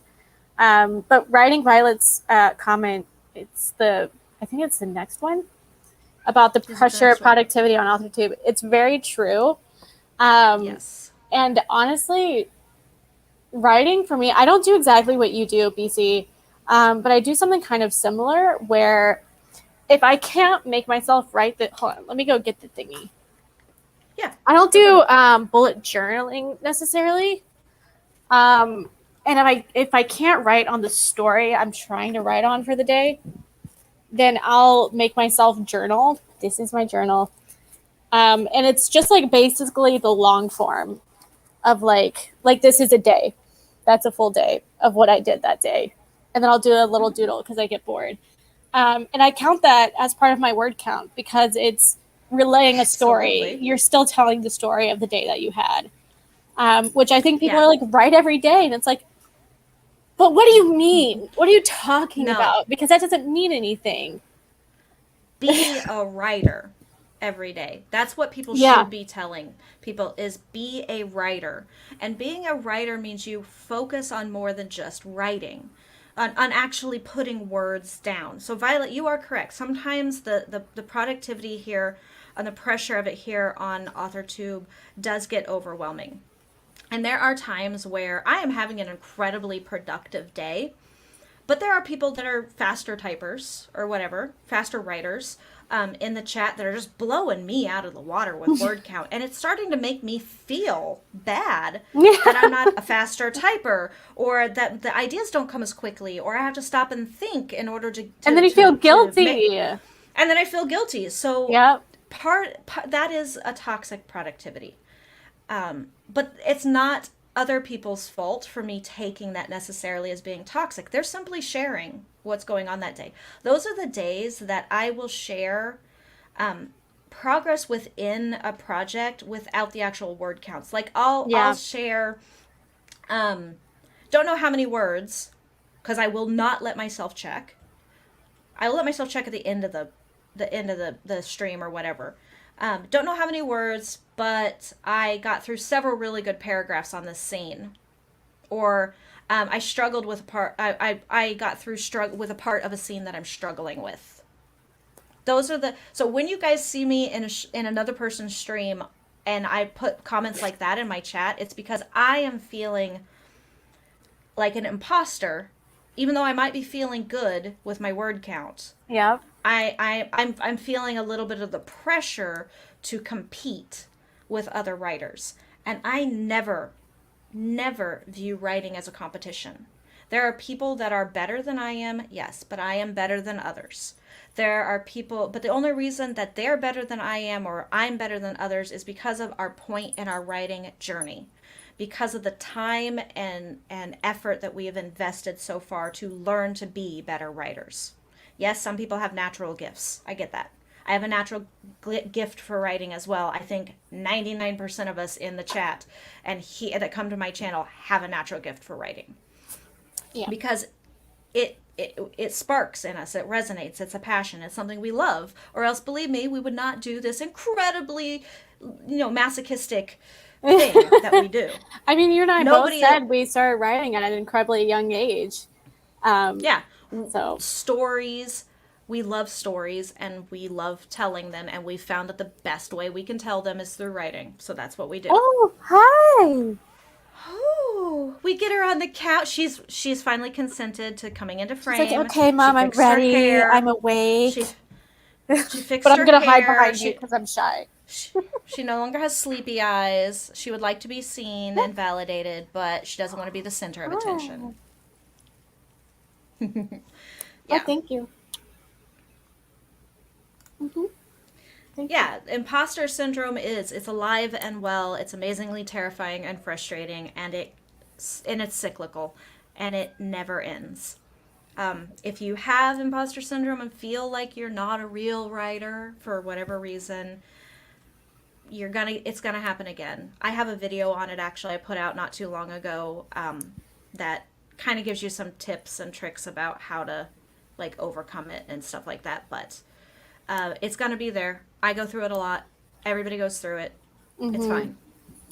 And if you add anything to it, if you add anything to it, like you're also a streamer, so you've got to be productive one day out of every single week for 2 hours or more, that can just compound the thing, because you just. And also, if you're like I need to be energetic on this stream, that's why I haven't done streams in a while. I started doing them again, but whenever I'm on my own streaming to do productivity sprints, I feel such pressure to be super quippy, but most of the time I'm just sitting there and suddenly I'm tired. I was so into this when I started it, and immediately I started it, and now I'm so tired for no reason. Let yourself be that way. That's my advice. There will be streams that I am sure you all have come to one of my streams one time where I'm just like, y'all, I don't have much energy today. I'm exhausted. I'm yawning a lot. But I'm here because I made a commitment that I would be here. I'm going to run sprints. There just may not be a lot of chatty chat time. Yeah. But since this is how I get most of my yayas out for chatty chat time and social time, that doesn't happen to me often. Because while introverted, I do need doses of interaction with people. I'm the same way. I'm not that introverted. But yeah, so I'm glad that would help. Yeah, research is writing. Sitting down in front of a notebook and brainstorming, but not actually coming up with anything is writing. Talking to a critique partner is writing. Daydreaming and letting mini movies play in your head is writing. It's all part of your writing career. Because I guarantee you the back of your brain is doing something else with what you're daydreaming. And that's also part of ADHD. Mm-hmm. But yeah, it can become a problem. Yeah. Don't focus constantly on what needs to be done throughout any given day. Just write down what you've completed. It boosts your serotonin. It boosts your dopamine levels, which helps your ADHD, which actually makes you be more productive. But you can also use your ADHD. Yeah, toxic productivity and toxic positivity. Toxic positivity is a real issue. When I gotta take the pup out. She's clawing at the door. Let's do a sprint then. Okay. I'll be right back. But we will do a sprint. Okay, cool. All right, everybody, let's get ready to sprint. We're going to do 25 with Laura Nettles' timer right now because it's so cute and it's Halloweeny. And by the way, I would like to point out to everybody that did not see my Instagram. If you're not on my Instagram, it should be down below and you should come and find me. But I got my Halloween nails. Can't see them very well, but this one, my favorite one, y'all. This one is all sparkly, bright orange. And then the rest are just plain black. They're coffin cut too. I was so excited about them. I was so excited to go get them yesterday. But okay, let's go ahead and do that sprint, and we are going to get started in 3, 2, 1, sprint.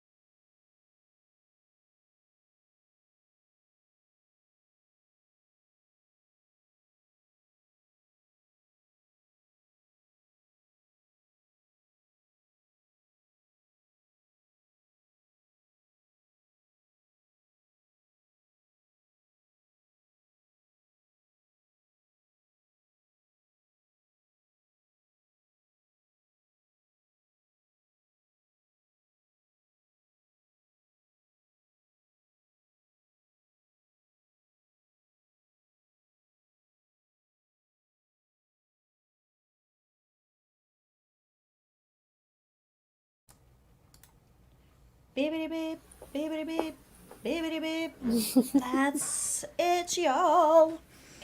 Okay, so how did everybody do on that one? Because I will admit I went down the rabbit hole of NES gifts. Like, I was trying to find stuff for like a, like an intermission screen for my partner for Yeah. gaming, because they're not going to do entirely like retro gaming, but they prefer side-scrolling games, like old NES games and Game Boy and, stuff like that. And so that's kind of where I'm going with the theme for their channel, with the branding, is kind of like Oh, that's sticking cool. around the Yeah. whole 8-bit, the whole 8-bit thing. And I was like, okay, yes, I played NES a little bit growing up. I've never been a big video gamer though. Yep. So I was like, I need to just go and find some NES gifts that will work for like an intermission screen and a starting soon screen. They're also really big into, my partner's also really big into like Korean cats. Like, Oh, yeah. like yeah, like how artists, like Korean artists, depict cats and things like that. And, Yeah, I know like, exactly what you're talking about. yeah, they've got these cute little like ceramic cats that are on their desk that are just adorable. And I thought, well, I'll toss some of those in there. But yeah, NES gifts, the rabbit hole is so deep, so deep. So it was just, I'm sure it was a solid 25 minutes of me just doing this and scrolling. Yep. Like, I'm sure it was the most riveting, other than when I had to get up to let Spot in, one of the cats. I can kind of show you guys him because he is sleeping on the kitty bed. Oh. See that little dark circle over there that's normally as orange as my hair, but he's sleeping kind of in the shadows. That's Spot. Oh, Now, so if I can get my sweet. camera to stay where he's supposed to stay, where it's supposed to stay, yeah, close enough. I But took yeah, the small one out, and now she's eating something she's not supposed to be. So always good, always good. They do that a lot. Spot is my cat that tries to eat the human foods that they're not allowed. He's always the one that's like, "What you got? What you got? yep, Can I that's sniff this it? one. Can I sniff You it?" can tell because she's intrusive. She's very much so like anything you can do, I can do better.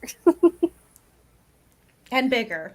Yep. And then Yeah. the other one's just like on the bed, like, Mom, I don't care what you have to say. Just feed me and love me. That's it. Yeah, the cats for the most part, like, they ignore most like a food. Like, they'll sniff in the direction of food. They're like, Mm-hmm. "Oh, I see you're doing that eating thing. I'm not interested." And then they wander away.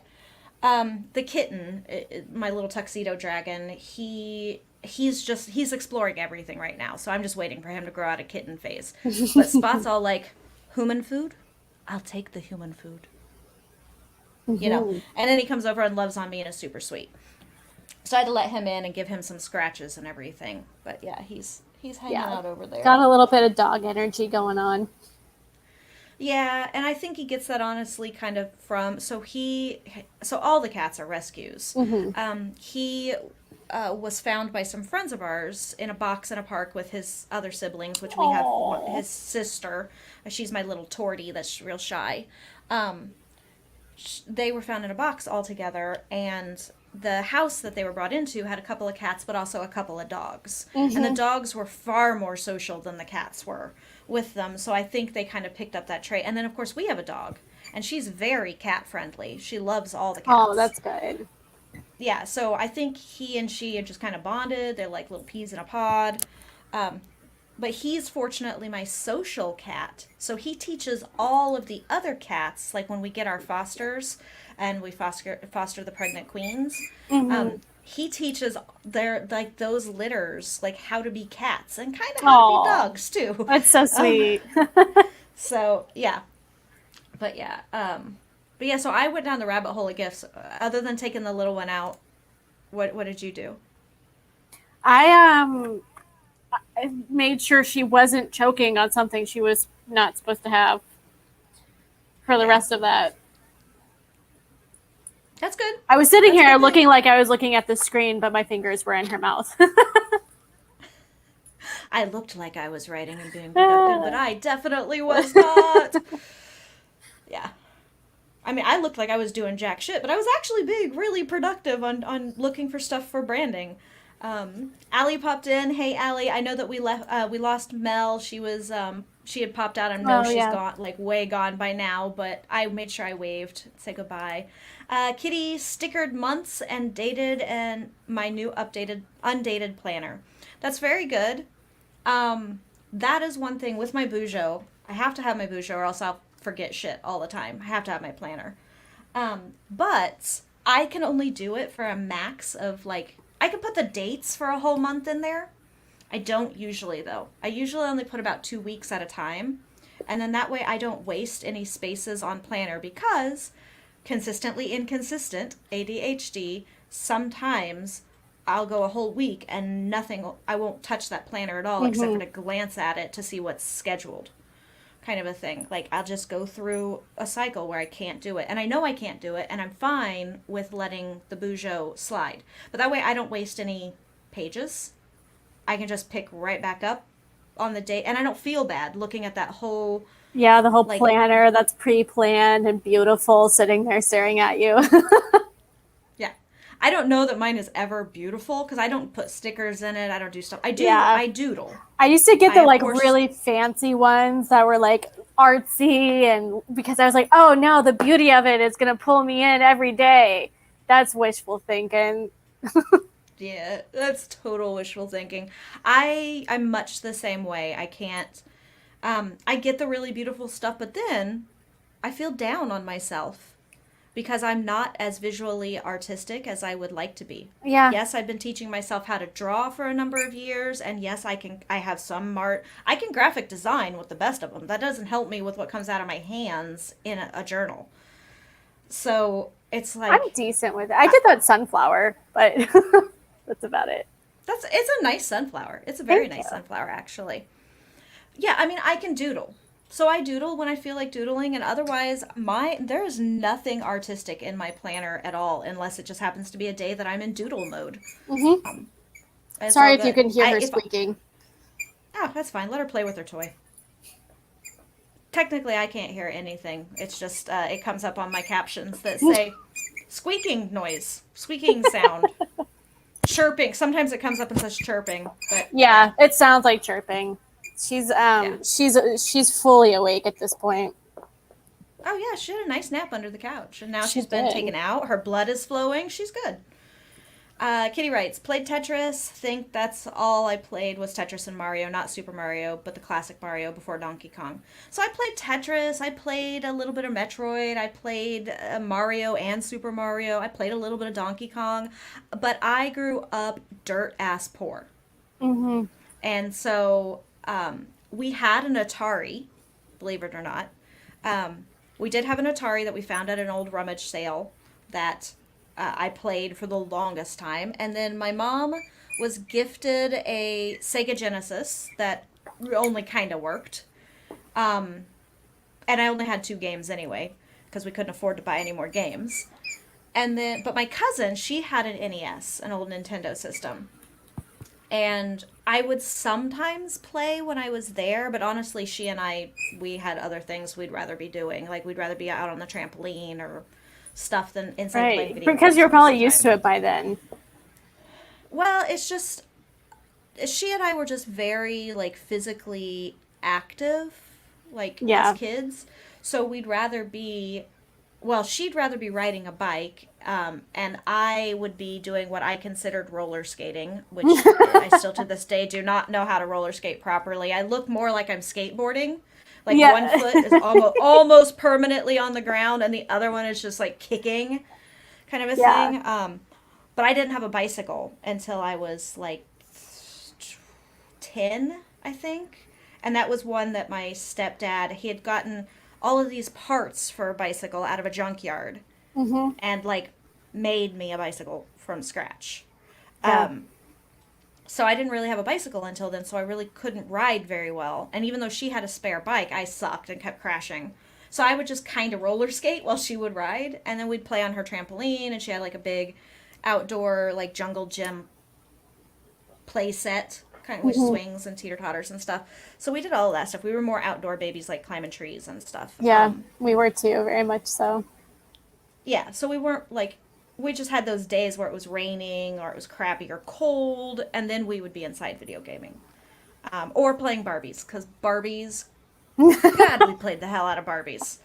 Like, until we were like 13, 14 years old, and we were like, okay, we really gotta, like, grow out of the Barbie phase at some point. We never did. When I got my memorial tattoo, when she passed away, I got my memorial tattoo, and I honestly thought about getting like a Barbie doll Yeah. tattooed with like her name Aw. on it. And I decided not to. In the long run, I did get a memorial tattoo, and one of these days I'll be able to show you guys. But I'd have to take off my whole shirt to show it to you on my shoulder. Hold on, real quick.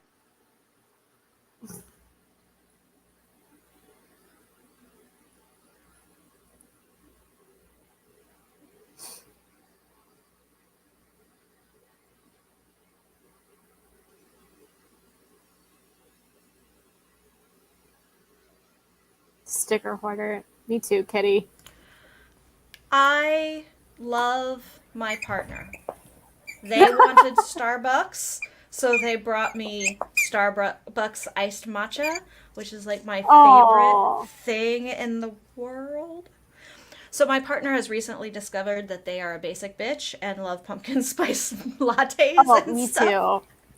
I was like, baby, when it comes to pumpkin spice lattes, even though I hate lattes, but when it comes to pumpkin spice, everybody a basic bitch. Yeah, it Everybody doesn't is. matter. It doesn't matter. Everyone. Yeah. But that was so sweet. That was like, they very rarely knock on the door when they know I'm streaming. So I was like, it must be important. And I am like 40 minutes over the time I told I them know, we were I'd be just streaming. going.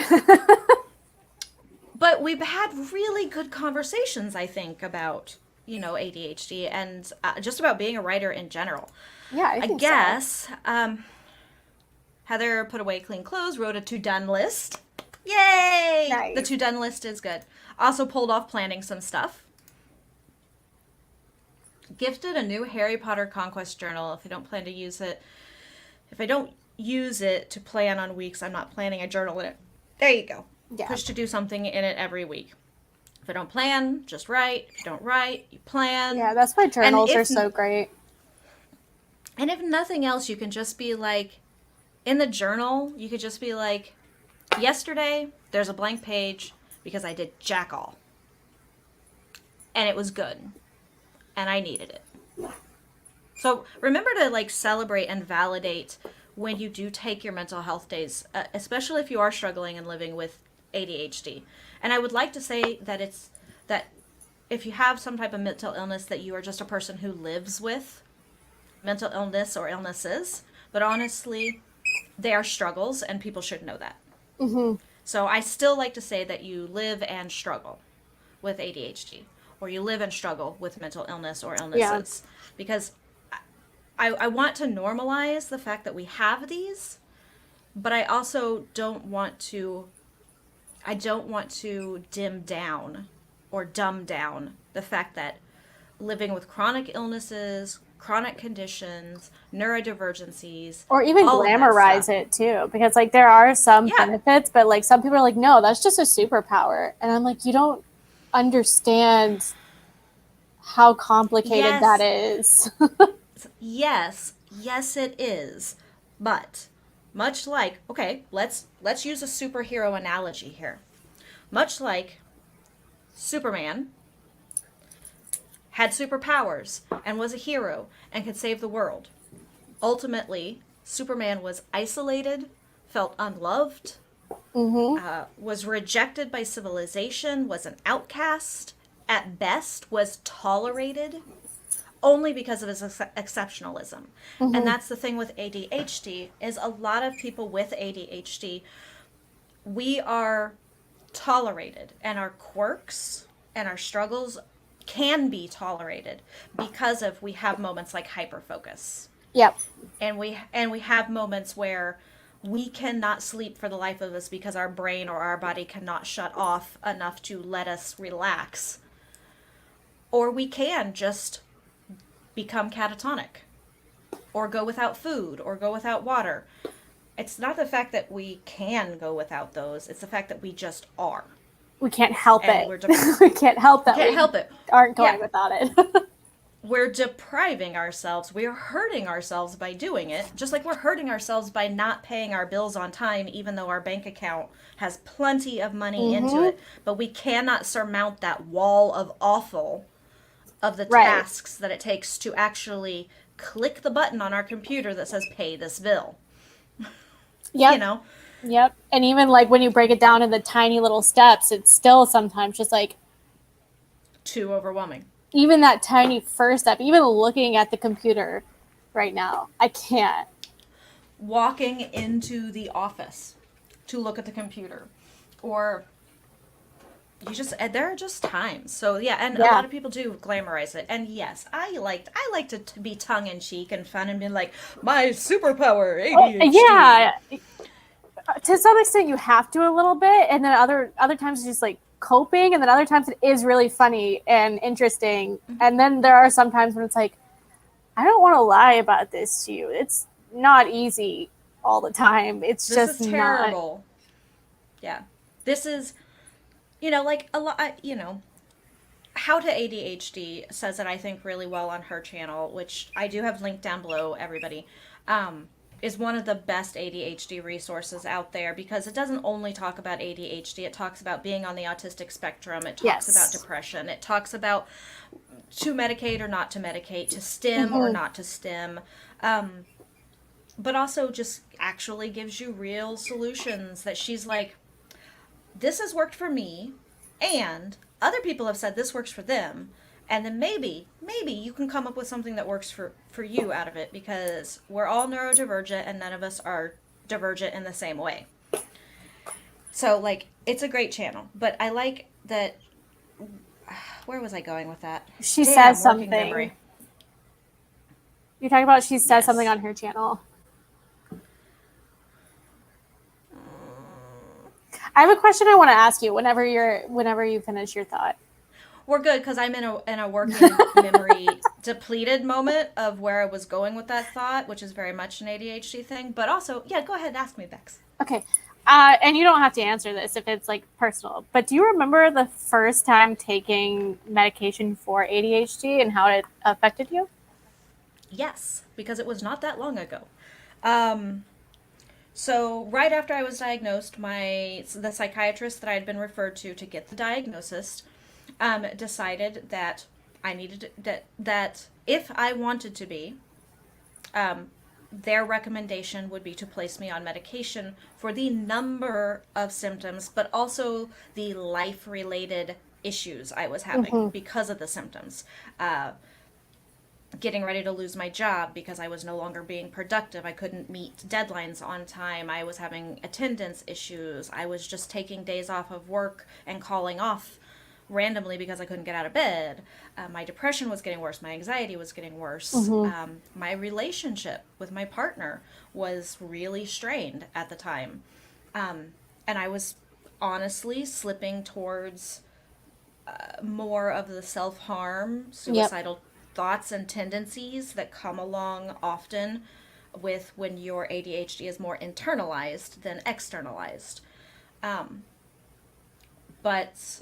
So we decided we'd go the traditional route. The psychiatrist had a lot of luck with traditional stim medication, so we went with Adderall, a good old favorite. Took Adderall at a really low dose. It was like the lowest dose that you could possibly do it. I thought my heart was going to explode. I have like just kind of a naturally lower blood pressure. I just kind of on the lower end of things, which is weird because my family, we got heart disease and high blood pressure through the roof. But I didn't get that for some reason. And it's a little on the low side.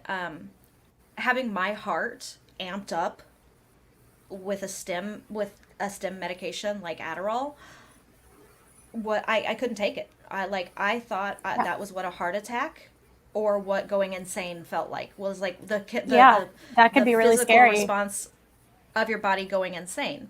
And so I took one dose. That's all I took. Called the doctor and said, I don't feel right. It was like left a message after hours and said, I don't feel right. Please call me back first thing in the morning about this medication. Called the pharmacy.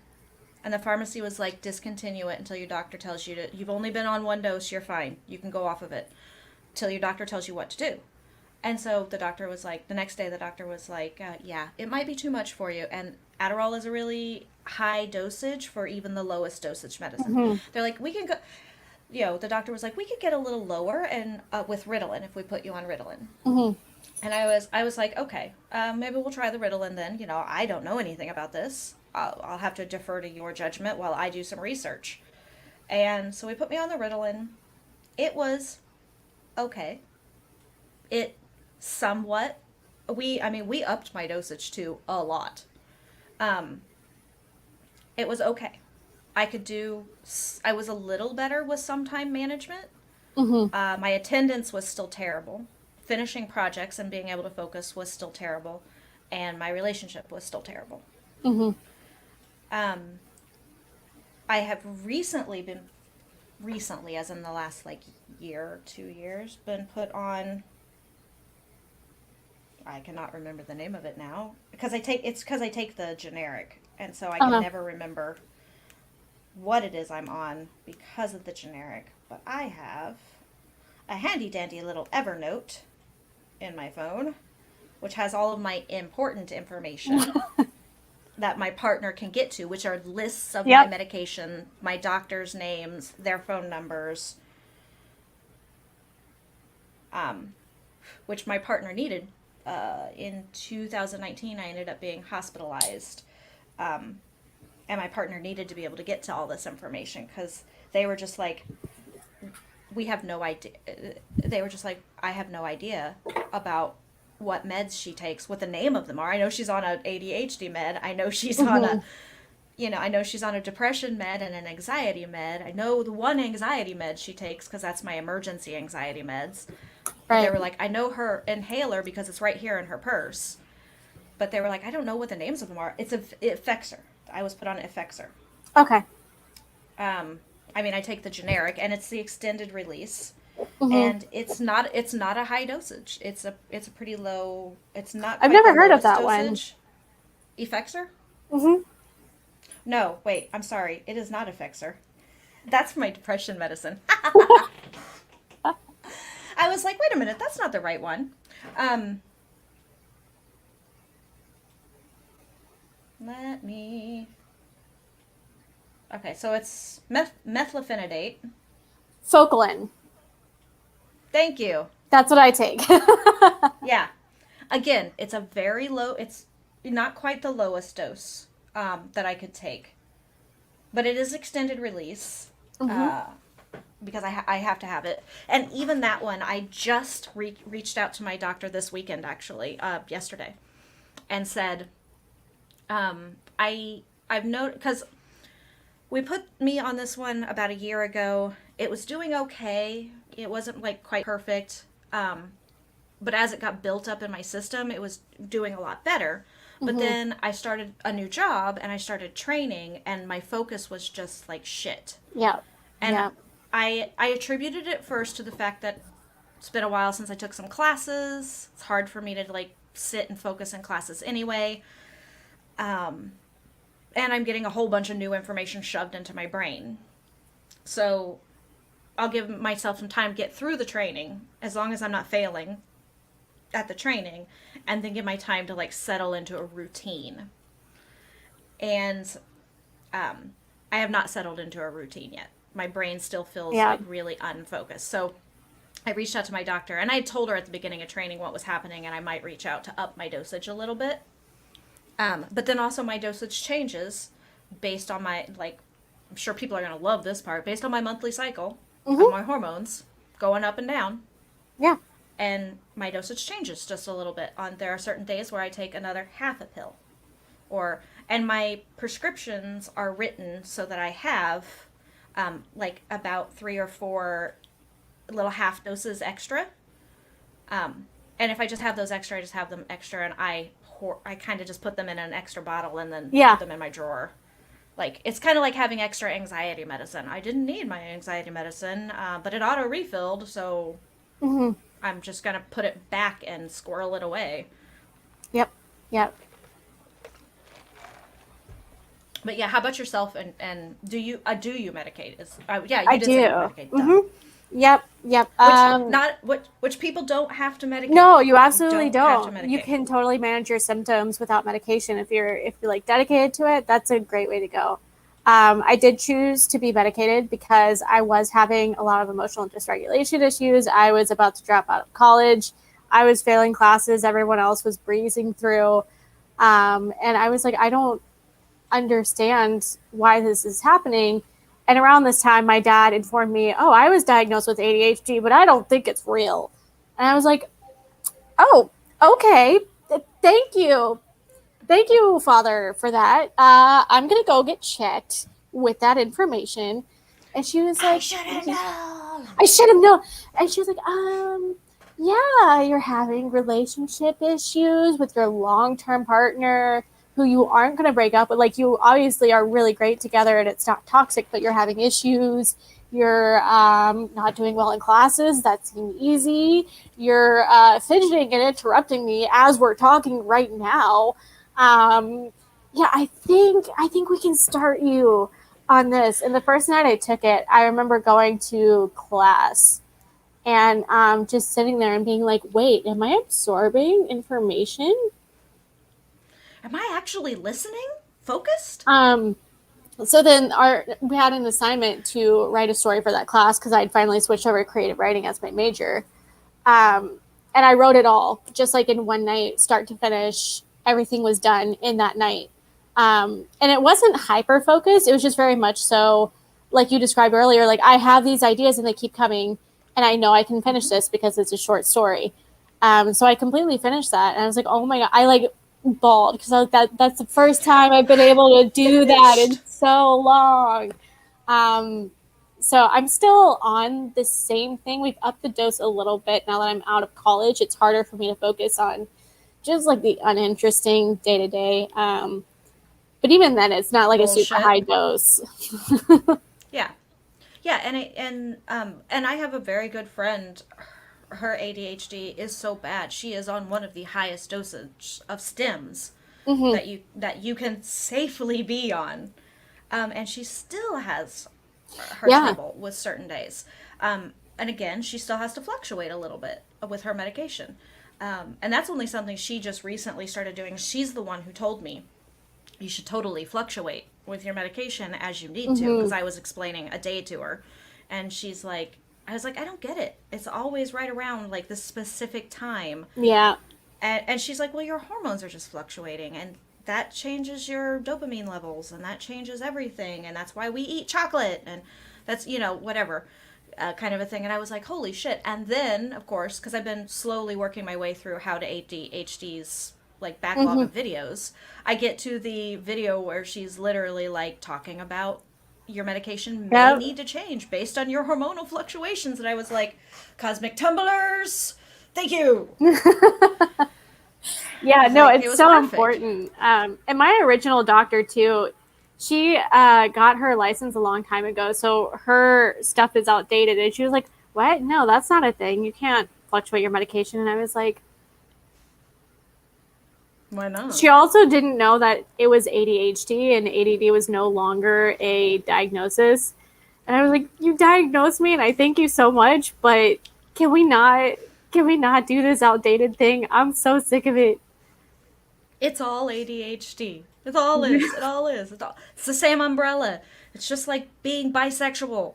It's people are like, you're not bisexual, you're pansexual, and yeah, I guess by every like, for as much as y'all want to know about my sex life, I am technically pansexual because it don't matter to me what the packaging is at all. It's all the personality for the romance. Although the packaging Yep. is a nice combination, but it doesn't mean. But I was like, it's all the same freaking umbrella, and I just like the colors of that flag. Yeah. Yeah. I Yeah. just, So yeah, it's it's all the always same damn frustrating when umbrella. you have to like inform the person who's supposed to be informing you, like, hey, by the way. And I, and I've had to do that. I've had to do that where And that's why it's just people that have doctors that won't listen to them. I advocate so strongly about changing your doctor. Oh, yeah. You I have mean, to, just because otherwise you're just not going to get the proper care that you really, really need, and you know you need. And you're not an exactly. idiot. You're not an idiot And if sitting there. exactly it because think of if another way of kind of framing it, of framing that conversation or framing that thought process is that if we all had just gone with the, well, I'm an idiot and they are the professional. And I'm not saying that doctors are not professionals and that you should not consider all of their training. You really should, because you're not a doctor. But you know you, and if people that knew themselves hadn't started speaking up about what they needed and what they were experiencing, we would never be at the point where we have diagnosis the way we are. We would still be doing Right. medicine from the dark ages. And I mean, the whole Like, point of being a doctor is listening to the symptoms of the patient who doesn't know anything. yeah. And then saying, okay, it sounds like this. And in my Right. experience, that might also come with these other symptoms. Have you noticed those? And does that pertain to you? And then that maybe can make me solidify my guessing game here a little bit, because that's all medicine is, one big freaking exploratory guessing game. Mm-hmm. They just are like, okay, that sounds like the flu, only wait, you're also what, smelling dirt? Okay, that's a potential aneurysm. Yeah. You know, those are things where they just are supposed to do that. But yeah. So ADHD and on the spectrum means I do a lot better with planning. Yes. It's the routine that's needed Mm-hmm. for both being on the autistic spectrum and with ADHD. Routine is needed. While autism usually cannot tolerate varying a routine very well, ADHD almost has to have it built in. So I can't even imagine how those two war with each other, Kitty. Oh, yeah. Like, No, that must be really difficult to mediate. or maybe they cancel each other out. That would be nice. Be like, two negatives make a positive. Maybe. I'm on TikTok way too much, to be honest. And I Oh my god. follow people with both of them, and they're like, it's a constant battle in my head. And I was like, oh, honey, I'm so sorry. Like, oh baby. Oh. Yeah, I know. I'm okay with not completing things on the plan because they can be completed the next week. Which is that for me with my ADHD becomes overwhelming. Me too. That's when things can be shifted and moved. Been like, oh, I didn't get to, finishing the branding. That triggers stuff my guilt for... then, though, immediately. I'm like, but I should have, and I had time, and I couldn't, and blah, blah, blah. Yeah. Here's my little trick that I've come up with. It might work for you. I am allowed to put something off twice, like reschedule it twice without feeling guilty. That's a good system. After I have to reschedule it a third time, I need to sit my ass down and find out, am I rescheduling it for comfort, necessity, or laziness? Yeah, Because I we all think the have a important degree of thing here is laziness. like self-evaluation is extremely important, because you have to know both your symptoms and how to communicate that to the people who are trying to help you. And as soon as you can communicate it, you can tell yourself, hey, you're doing this thing, and it's because of the thing that's happening in your brain with the imbalances. So how do we make that better? And so that's really important. Yeah, I know. I like that system a lot. Yeah. So yeah, I give myself the whole, okay, because one time is just, God, life got away from me and I can't, or something came up or somebody else had to cancel it, kind of a thing. Twice is okay, that might be but if you have to do it again, what is keeping you from completing it at that time? Are you in a bad state? Can your brain just not do it? Okay, that's don't feel guilty about that. Your brain just can't do it. You need to accommodate a little bit, change up the routine, and it's time to, hit the reset button. But is it because I'm being lazy? Which for me, I'm lazy as fuck. So I know I am. I've been calling my ADHD. I've been calling my laziness executive dysfunction. And if I have like a task that I know is triggering that executive dysfunction way too much, then I'm like, I need to take myself out of that. Like I need whatever that task is, that needs to be stricken from my life. Yeah. And it's usually not like care tasks. Like I'll do the dishes because I know that it need to get done. It's usually stuff like this job, even though I really enjoyed it at first, is now on my like doom list where every time I think of doing it, my body's like, nope. Yeah, and it keeps happening. Then I'm like, I have to leave. I have to go. Even though I enjoyed it at first, I clearly don't anymore. Yeah, exactly. Yeah. It does. So stems sometimes make things worse. They do. For some people. Which is why I'm grateful that there are non-STEM medications, and there are more of them out there. And they're getting better. And they are getting better. They get more refined. Like I said, when I was placed initially on the same medication, I did very, very poorly on it. I felt really terrible on it. But then being placed on it again is fine. Kind of a thing. It was like weirdness. Had the same thing with depression medication. They're constantly adjusting the formulas based on scientific knowledge. So it's a good thing. It just is a pain.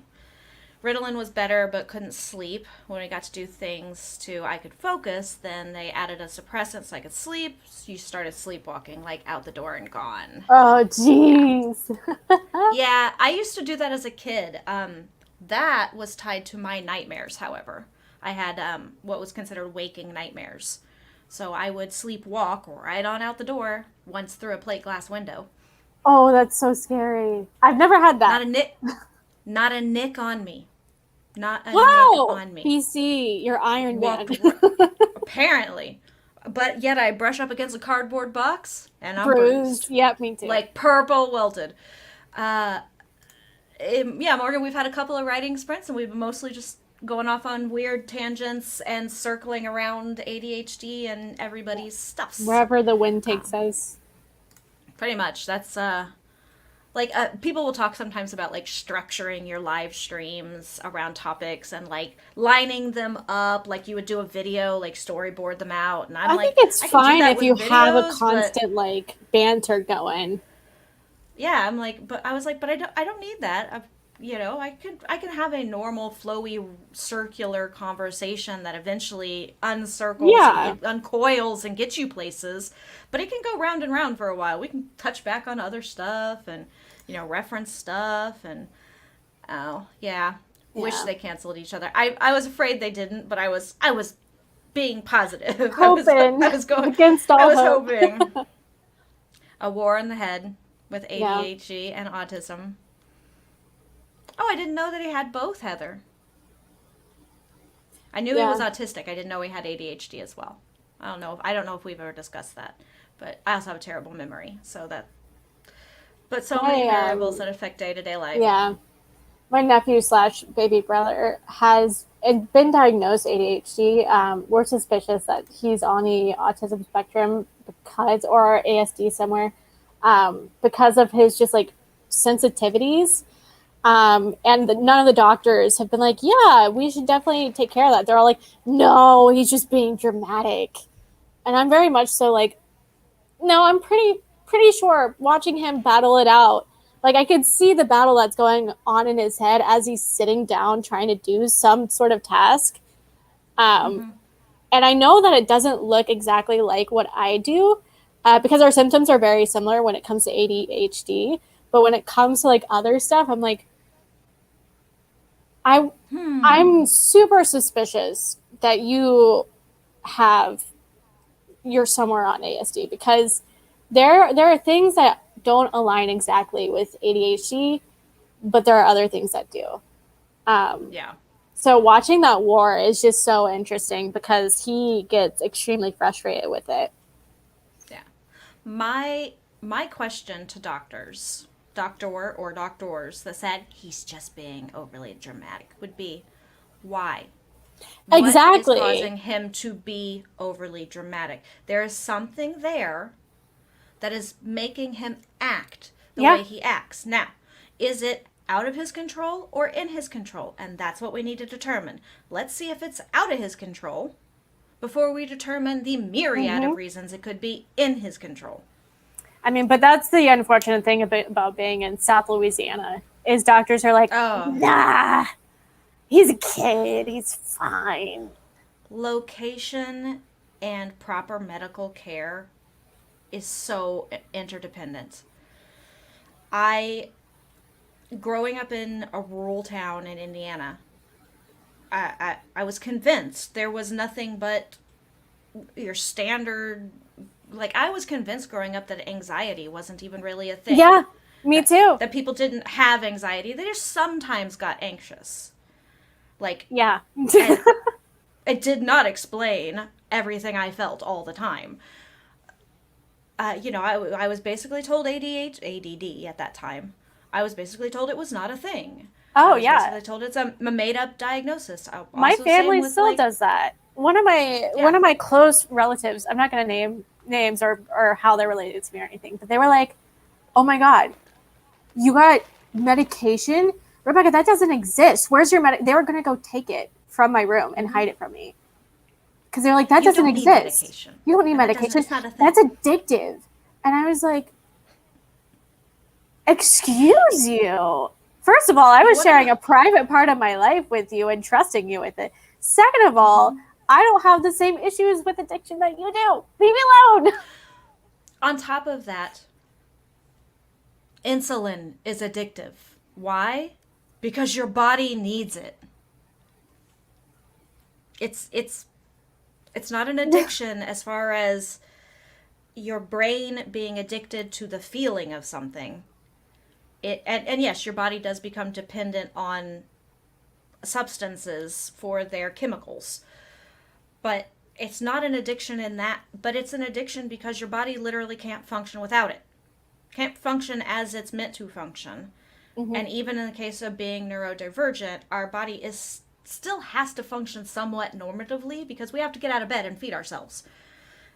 And if you can't, because you don't have the right chemicals to lubricate the parts into working, that's the thing. It's like, I mean, it's definitely a thing. Doc wants to be back on medication, but we live in an RV full time, and needing something to sleep and sleepwalking in the middle of nowhere is not a good combination. Dangerous. It's not. Yeah. Heather's also been thinking about themed streams. It can help those of us who have an extra hurdle to tackle while streaming, like processing issues or my hearing, to kind of have things lined up so that you're not having to pause so frequently. It can also just make your streams really engaging when you don't have very many people to chat with because you don't have very many people there that day, kind of a thing. Most of us do. That is so true.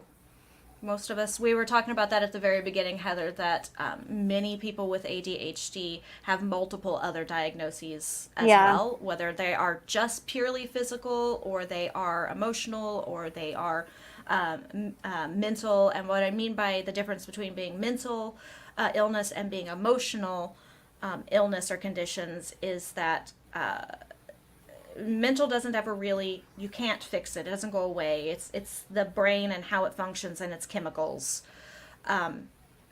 Emotional illnesses and conditions, while they can't be cured, they can be satiated, for lack of a better term. You can get closer to being cured, I guess, of them. It's so interesting with comorbidities like that. Like ADHD triggers a lot of different things like depression and anxiety that become chronic, even though they were not originally something that you were dealing with. Like with me, ADHD, because I was diagnosed so late, it had already developed into chronic anxiety and depression that are going to constantly be an issue with the diagnosis of ADHD.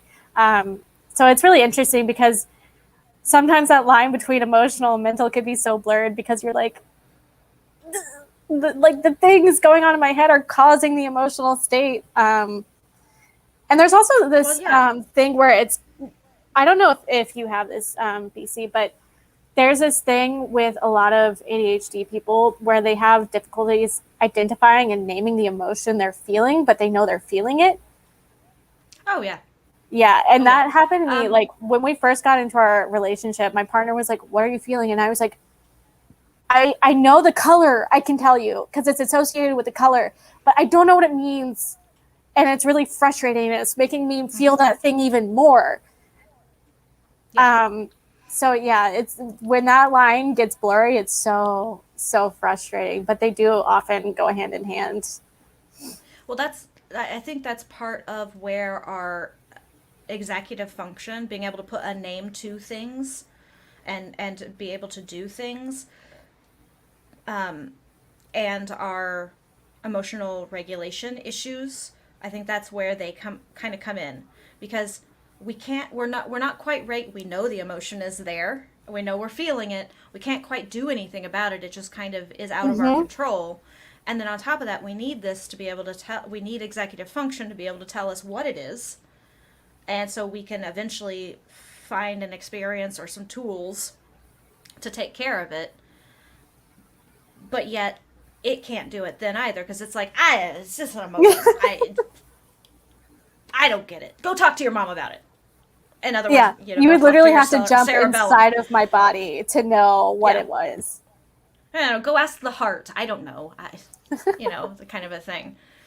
But yeah, a doctor, and that is a really fucking ignorant doctor right there. That's so dangerous. Insulin. Your sugar was controlled, so you're not diabetic. No, that just means you're a damn good diabetic. Like, that just means you were responsible. You got that shit on lockdown, and you were fortunate that your body didn't throw any monkey wrenches at you. Yeah. Because even if you got that shit on lockdown and you're really responsible diabetic, sometimes your body just throws a fucking loophole. Just throws you for a loop, and you're like, shit, I was doing everything right. Eating right, exercising, no sugar, taking everything on a timely fashion. Oh yeah, I'm a little stressed. That's why. So all of a sudden my sugar, went up. Yeah. They do that with my mom a lot too. They've called my mom borderline diabetic for so many years, and she believed them that she never tried doing a controlled diet, because they kept saying, well, sometimes your sugar's perfectly normal, so just watch what you're eating when your sugar seems high. That terrifies me. That's so scary. And I'm like, seriously? And my mom still calls herself a borderline diabetic all the time. I'm like, Mom, you're not a borderline diabetic. You are a diabetic that can be controlled through diet and exercise. That just means we don't have to put you on any medication. That's great. It saves us a whole bunch of fucking money and a lot of time to just control it with diet. And stop calling yourself borderline. Just because sometimes you're fine, just because sometimes I'm not depressed, doesn't mean I'm not depressed. Just because sometimes I can focus on what you're saying doesn't mean I also don't have a focus disability issue. Yeah, exactly.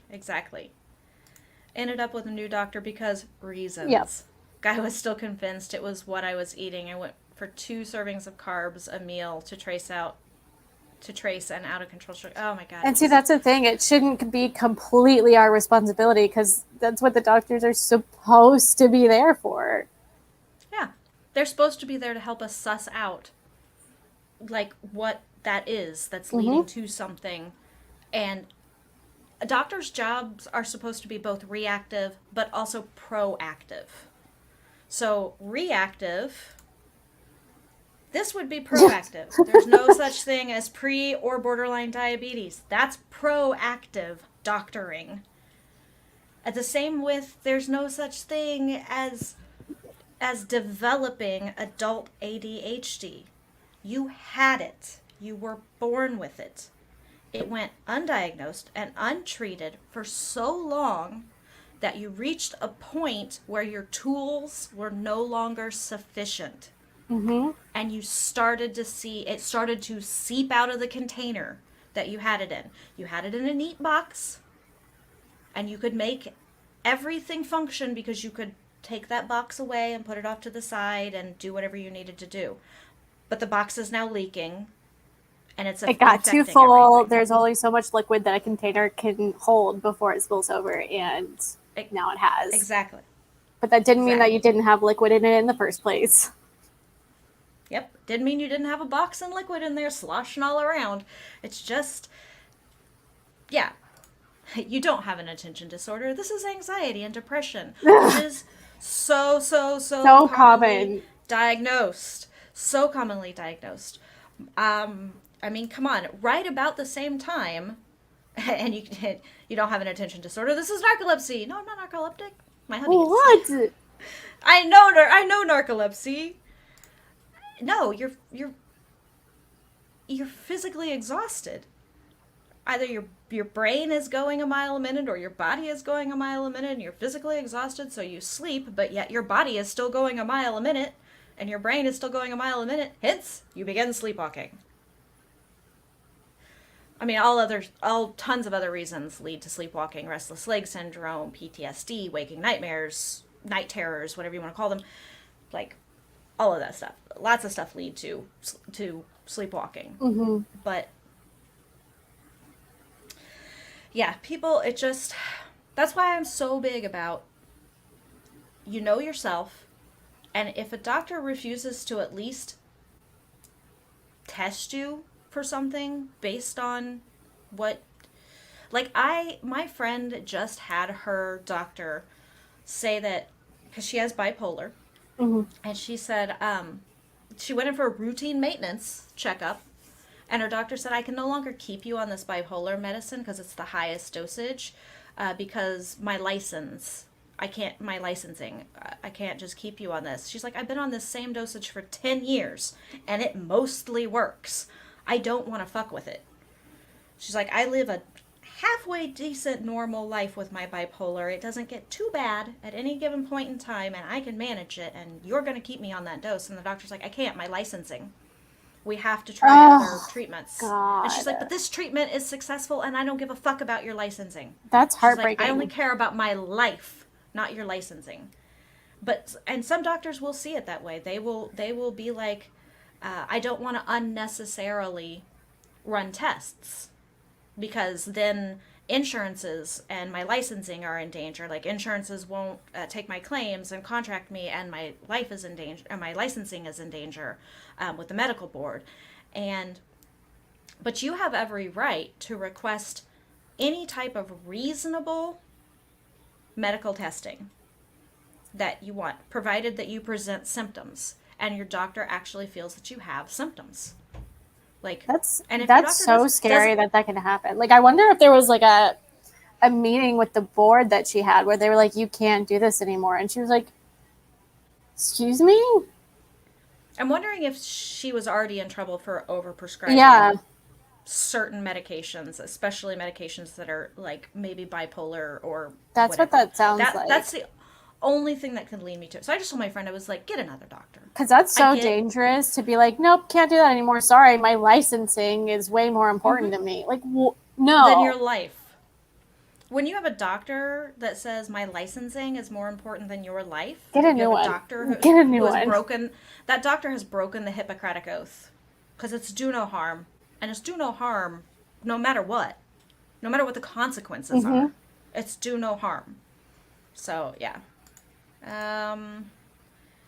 Kind of luckily with autism, it can be a lot more obvious, so it was diagnosed much earlier with your kid. Yeah, and that's true. There are certain conditions like illnesses, abnormalities, bodily defects, things of that nature that are just far more visible, and they get caught.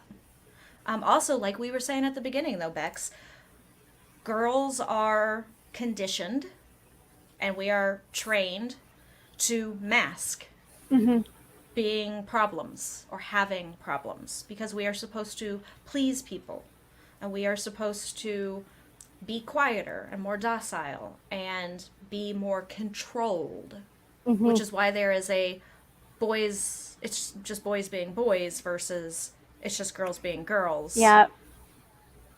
You know. Yeah. How physical you can be, how like outlandish you can be. Like, and I can only imagine how difficult it is for the parent too, learning like, I didn't mean to tell you not to do this thing that was naturally inherent to you. I didn't realize that's what I was doing. Like, that's something my parents went through when I told them, no, I have ADHD. And they're like, oh, but you never presented this certain thing before. And I was like, I didn't know that I could around you. I was allowed. I didn't know I was allowed to. Like, being loud and rambunctious. Like, oh my God, I feel so. I live in an apartment, and so I have to like mask myself a little bit because the downstairs neighbor is very like tattletale-y and will go to the front office for any minor thing. But I feel so sorry for the people across from me because I'm like singing at the top of my lungs terribly. Like I can't listen to music, but I will sing so freaking loud, and I'll be like bouncing around and doing all kinds of stuff and like painting and being much more rambunctious than I usually would be. And now when I go to my parents' house, they're like, when did you become so like hyper and boisterous? Like just sit down and watch a movie with us. I was like, I never liked movies. I never ever liked them. I can't sit through them. They drive me nuts. I'm bored. There would be your combination. Mm-hmm. Because you can't physically sit for it. My partner says that all the time. My partner has begun watching the ADHD TikToks as well because I'll like them and I'll share them. Yep. And then my partner's like, I'm watching through this channel and I think I might have ADHD. I was like, baby, I've been with you for 11 years and known you have ADHD, and I've only known I have ADHD for 5. What's that tell you? Yep. And they're just like, I'm pretty sure I have that. I was like, well, think about it. It explains the fact that it is almost impossible to get you to sit down. It explains your hyper focus. It explains your hobby switching. It explains your channel changing. It explains the fact that you have to have multiple things going on at once. You can't just do one thing at a time. Mm-hmm. I said, it explains so much. It also explains why they, had substance abuse issues growing up. It explains their anger issues growing up and why they acted out, why they're so rebellious. I was like, it explains the personality and persona you had for so many years as an alcoholic because you thought that's what people expected of you. So that's what you did. Yeah. But that's expectations not who you are. Can do so much. And then once they're finally broken in yourself, like I no longer expect this from myself, then other people are going to be like, wait, why did you change? And you're like, no. Why did you never see it? Why did you never see who I really was? And why did you never allow me to be that? Yeah. That's the question. Yeah, I do multiple things while I watch movies too. I don't do it as much because if I'm watching it for the first time, my focus has to be on it because I have to be reading my captions. Because, well, I have to have captions. I'm deaf. So, but I can absolutely just get lost in a movie. I just get lost in a TV show. Because when I watch movies and watch TV, my brain is in a trance. It's very calming for me. It's like floor time for me. Mm-hmm. That's me in audiobooks. Yeah, it slows me down. And it's a great thing for me. It kills my partner because it means sometimes I will watch the same movie all day. Over and over and over again. Mainly because by about the 3rd or 4th time I've watched it, I no longer absolutely need the captions. I've memorized it. And I can start doing some slight other things, but they're usually very small things like drawing or coloring or doing a puzzle game, or I'll do like not important, not contracted out graphic design work and just tinker with stuff. I call it my tinkering time. Or I'll scroll Facebook, or I'll scroll Reddit, or, like stuff like that where I'm just like, it's mindless almost. And that's because for a change, the movie has made me mindless. Put you in a state of just that. Finally, I cannot be all over the place. Yeah. I can have a blank canvas for a moment, and I'm truly, in those moments when I'm watching a movie on repeat or watching a TV series and just marathoning it, binging it for the 100th time like I do with Star Trek all the time, it's because I know it so well that if and when I want to focus on it, I can just draw it up and I can put it away as I want, and I can just be blank and have a blank canvas, which is nice for me because I never just have a blank canvas. I do wonder if it's something like it replaces the chatter that's going on in our heads. Because I do that with podcasts and audiobooks. I'll like listen to them on repeat until I've memorized. And I almost wonder if it replaces the constant noise that goes on in the back of your head naturally. I kind of think so. Hey, Maya, glad to have you Hey. back. Sorry, I'm like Maya. I'm reading the first part of the name, not reading the last. Blah. I think that's part of what it is. It kind of replaces the chatter a little bit. It gives us changing foci Hmm. because the visual is changing, the words are changing. There's music added in. It's like a composite thing. Like with an audiobook, your brain is busy visualizing it if you Hmm. can visualize, if you're a person who Yeah. can do that, and doing other writerly things. Because I know when I'm tranced out, every so often my writer brain will wake up and Oh go, yeah. "Did you see that? We missed that. Go back." They did a cool thing right there. And then I hyper focus for just a little bit on that cool thing. I might watch that scene over and over a couple times and then go, "Wow, I can't believe how many times I've seen this. I never noticed that before." Like, Yeah. I do stuff like that all the time. Like, my writer brain will grab it, or my nerdy brain will go it and go, "How did I never get that Star Wars reference?" Or, like something like that. Or it'll even just be weird, like that extra in the background was also on The Walking Dead. I just put that together. I think it just gives us a chance to focus if we want to focus. It gives us a chance to control the rabbit hole a little bit, I think. Yeah. That makes Like, sense. and then also just a way to replace the constant stream of chatter that's in our brain. And writers without ADHD will understand the whole constant chatter in the brain. Because Yeah. stories are just there. Characters are always talking to you, blah, blah, blah, blah, blah. That's what it's like to have ADHD. So those of Yeah. you that are here, The that are difference is writers, that you could probably turn it off a lot easier. yeah, you can probably shut down when you're actually physically exhausted. You can probably turn it off when you're like, "I'm going to put this away and work on it tomorrow." That's the difference kind of between these. Also, a big difference is you might be able to go, "Oh God, that's a really good sentence. Let me get that written down. Oh Let me get God, that I written down." hate Oh, when that that leads happens into and you something. just forget it. Yeah, we can't It's latch on. that is the single most frustrating thing There, that I deal with is like I'll be like, oh, that's a beautiful sentence. That's and then I'll go look for a pen, and then it's gone. And I had the concept of it. I lose this thing all the time.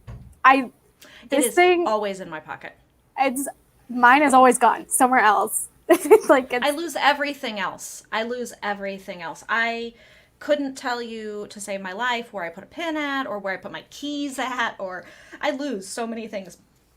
Excuse me, I have like a thing today.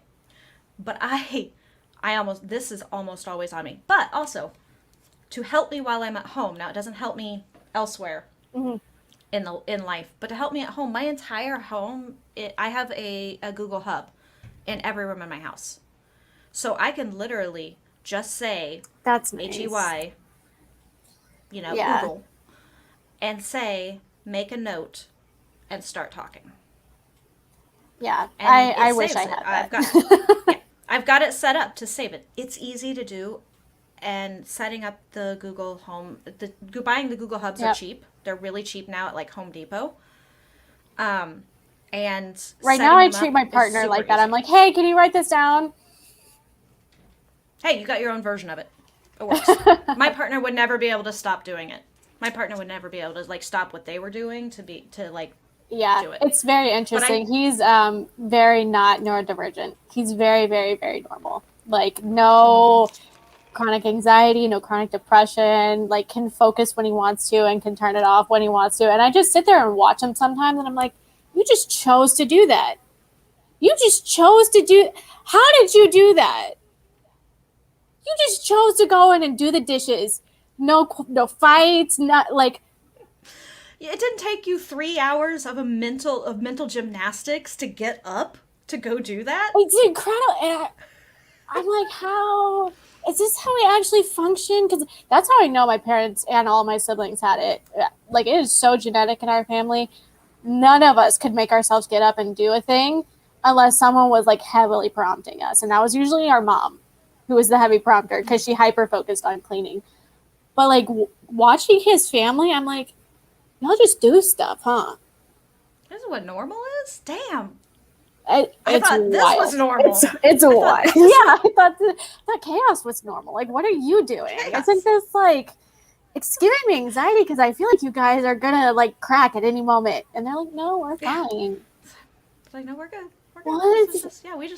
We just decided to go do this thing. I'm like, that would have taken me 3 weeks worth of convincing myself to do, or planning it. 3 weeks of planning it. Mm-hmm. I was like, the impulsive stuff is not ever productive or normal. Like the being impulsive. It's never any of that. It's never like I just impulsively decide to go clean out my car. 20 butterflies that I now need to buy frames for so that I can hang them up everywhere in our apartment. And my partner's like, that is not what you went on Amazon for. And I'm like, I don't know what I went on here for. I don't need it now. I went on Amazon for. Yeah, that's a thing. Kitty, I do that too. I dictate plot points when I drive by myself. Sometimes I just open the note dictation, the text to speech, or the speech to text. Yeah, and I do that as well. I just sometimes talk. Yeah. Oh wait, hold on. After I got my ADHD diagnosis, I told my brother about it in depth. He kept telling him about it. Eventually, he got a diagnosis and is now meds, like last year or something. So it took me 20 plus years to get him to do something about it. There are so many stigmas associated with having ADHD, just like with any other mental illness, just like with any other disability or different ability, that, like, I was ashamed for the longest time of my hearing issues. One, I'm the sole person in my family who's deaf. We don't know where this weird ass random genetic thing popped up from, but since I have like every recessive trait in the book except for blue eyes, I'm sure it's in there somewhere. The one. I have every recessive trait. I'm anemic. I got all these mental illnesses. So I got fun. red hair. So cute. So quirky. Oh, I'm so quirky. I'm so weird. My weird is weird. The only thing recessive, I had a doctor tell me that once, like the only non-recessive thing I didn't get, they're like, the only thing not recessive about you is your eye color. And I'm like, thanks, doc. The one thing I could have had, you know? Yeah. It's like I could have been red-haired, blue-eyed. God damn it, the rarest thing in the world. But, damn it, I didn't get it. And blue eyes aren't real big in my family. My bio dad had them, but they're not actually like a real big, prominent thing. Lots of green, which is what mine are. Yeah. It took a long time. Like, I have always been very open to my therapists and my PCP doctor, my specialty doctors, whatever, my specialists, was saying, you are kind of showing me some symptoms of something, and I'd like to test for it. I've always been like, test away, doc. Yeah. Like, test away. If I've got it, I want to know. Because if I know, then I can start, like, not fixing it, but living with it. Yeah. Because at least when you know the symptoms, you can know how to manage them. Yeah. Oh. Yeah. That's one thing I can say. Siblings are not always, like, you can't go based on the same things with siblings. My older siblings, my oldest sisters, they have, like, one of my sisters has depression and anxiety and, like, all that stuff. My other sister, nope. I'm pretty sure she's hyperactive, but I don't think it's actual ADHD because she never has the focus issues. I just think she has unlimited energy for some reason. But the rest of us have chronic fatigue syndrome, and, you know, like, kind of a thing. Siblings, man. But also chemicals, even if you do have the same type of disorders or illnesses, the chemicals don't work quite the same. Like, my oldest sister has moderate to severe depression, presents itself almost identical to mine. She has moderate to severe anxiety, presents itself almost like mine. She does not have ADHD. But when put on the same medications for depression and anxiety, she became suicidal. Me, I couldn't function without them. It's just, so that stuff, but it is good to see trends in your family, especially with things like ADHD. If you Hmm. see family has it, or you know they have it, like if it were me and I had children and I were your parents, Beck, I would be like, definitely just gonna have my kids tested. Oh, Just for sure. For like, sure. then like, even if I don't even see any symptoms, I'm just gonna be like, you know what? They're about 6 years I old. mean, you would think, I just want to Life's give gonna them the, start getting more yeah, difficult. I just want to give them the best shot they can possibly have. Yeah, And they don't have yeah. to, like, I just want to know. They don't have to go on medication. I know they're babies. They're babies and I they may just not want want to it. know. I just want to know so that I can manage it and also give them the option later with them already knowing. Yeah. Well, I want to be proactive, so Hmm. I'm not reactive. Yeah, And I need to know if I need to change my parenting. Do I need to change my exactly. parenting? Yeah. Like, is that a thing? Oh, look, the void has Oh, come there it is. out of his sleep puddle. He's so He is going to go pretty. check. Look at that tail. Yeah, he's got a nice fluffy tail with a little white speck on the end of Yeah. it. He's going to go over there and sniff the sleeping orange boy. And Oh. if sleeping orange boy wakes up, he will run away. He'll hiss at him and then run away. But sleeping orange doesn't wake up Oh. anymore because sleeping orange does not care. Yep. He's like, I don't give a fuck, I'm asleep. Okay. Is there anything else we're wanting to just like I think we've covered so much today. And thank you. Thank you for everybody for like coming and talking about it and like Yeah, thanks guys so much. yeah. I wasn't sure because I was like I don't normally do Sunday streams. I know there are already some streams going on, but I got to do it on a weekend if I'm going to add something. So but I think we've talked about masking. I mean, the only thing I guess we haven't talked about is like body doubling and accountability. But if we're gonna do that, I Yeah. need at least a 5 minute bio break because I'm Yeah. halfway through a matcha and The only way other thing I through. can think of is like medication for ADHD if it's a stimulant. Some for some people it has like a wear off where you actually have worse symptoms when it starts wearing off. And that's what I Yes, we have. should And you talk could about get a that. booster to go around that. Yeah. Okay. Let's do. All right. Let's do a 10 minute. Okay. Maybe like a 10 minute sprint that gives enough time, I think, for bio breaks, and stuff. Let's bring up Laura's bat timer for 10 minutes. Oh, I got to get past the ad first.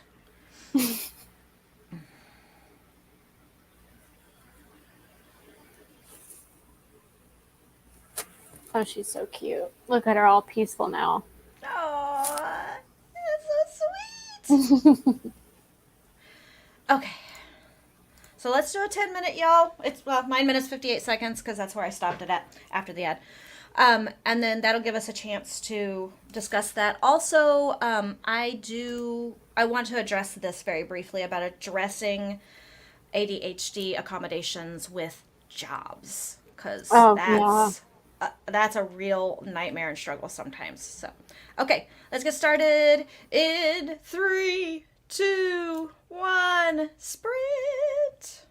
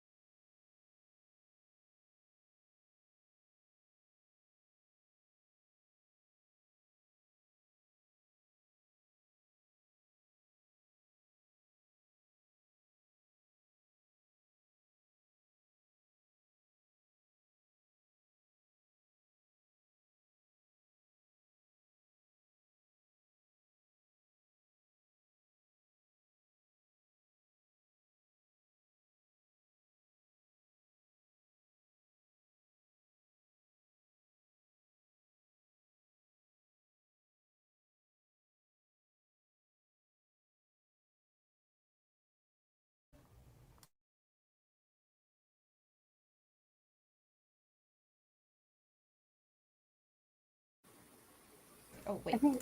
Are Beepity you beep. Also, I have no idea how long that was on the end of the sprint screen. I don't Like, I either. was like, oh, I got a little focused. I got a little focused. I don't even, that wasn't even hyper focused. That was just, I was in my little world. Distracted. I was a little distracted. Yeah. I needed that bio break. I was gonna explode. I was like dancing in my chair. I was like, I don't want to not to have this conversation, but we gotta go to a sprint or else I'm gonna pee. Yeah. Yeah. No, that's completely understandable. But yeah. Plus, I also had to let the void out because he had decided he's done with me in this room. He does that frequently. My little royal prince. He just saunters around this place like he owns it, and he's like, "You're going to wait on me hand and foot, human." So, That's who he thinks okay. he is. Yes. All right. So I think you wanted to talk about medication. Oh, yeah. Just like saying that there is often a thing that happens at the end when it's wearing off, where you'll have a dip where your ADHD seems to be getting worse. And that Mm-hmm. happened with me. And there's like a booster thing that you can get that I don't do, which I feel like I should have because even with the extended release, there's like this dip. And it's like a low dip around like 3 in the afternoon where Mm-hmm. I'm not only not productive, but I feel like crap. And I'm just like, oh, like I just need to roll Yeah. around in under the bed. Yeah. You almost have a physical reaction Hmm. to the dip in the meds and the ADHD. I do the same thing, and it is again. I have the same. We're probably on the exact same dose, honestly, but I have Wouldn't extended be release. surprised. It is right about 3 o'clock, depending on what time I wake up. But it is typically about the time frame of about 3 o'clock Hmm. in the afternoon on a normal day for me. No matter if I've been super productive, had to focus on a bunch of stuff, wasn't productive, didn't have to focus, it doesn't matter what the day is. Yep. I always have that dip right between 3 o'clock and 4:30. I know I'm going to have. I can't focus. I physically almost feel ill. Have all that goes on, and I know it's because of the dip in the medication. Hmm. And it's because the brain goes, where the hell is the dopamine? Oh my Yeah. God, we're Where did it dying. go? Now we're just like going off a cliff. And we were Yeah, going now we're in strong. with What happened? Where is it? yeah. Now we're in withdrawal from something, and then your body after about a half hour or so compensates Yeah, and sunsetting, goes, kitty. That's what they call it. yes, exactly. It's called sunsetting. And with ADHD, like Bex was saying, there are boosters that can be taken that are like easy to. I mean, they're relatively easy to get. You just explain to your doctor, look, I sunset at a certain time, but yet my day doesn't end because I'm stuck at work and there is rarely an ADHD or any medication I've found, but especially with ADHD medication, that will last Hmm. from the from when you have to wake up and start getting ready for work, giving it time to kick in, and when you get to work and go through a normal 8 to 9 hour day, because sometimes it's 8 hours depending on your company, sometimes it's 9 hours depending on your lunch hour or whatever. And then also be enough to get you through getting home. They just don't Yeah. last 12 hours. The meds just don't last 12 hours. No. Um, and so even if you have the extended release, that's why the boosters are there, and the boosters are good. That's a good thing. So they may be necessary, but they may not. You may need a combination of talk therapy, cognitive behavioral therapy, as well as medication. You may not need any medication, and you may need some really intense therapies Hmm. to get through things. Also, you may need a lot of accommodations, especially by employers.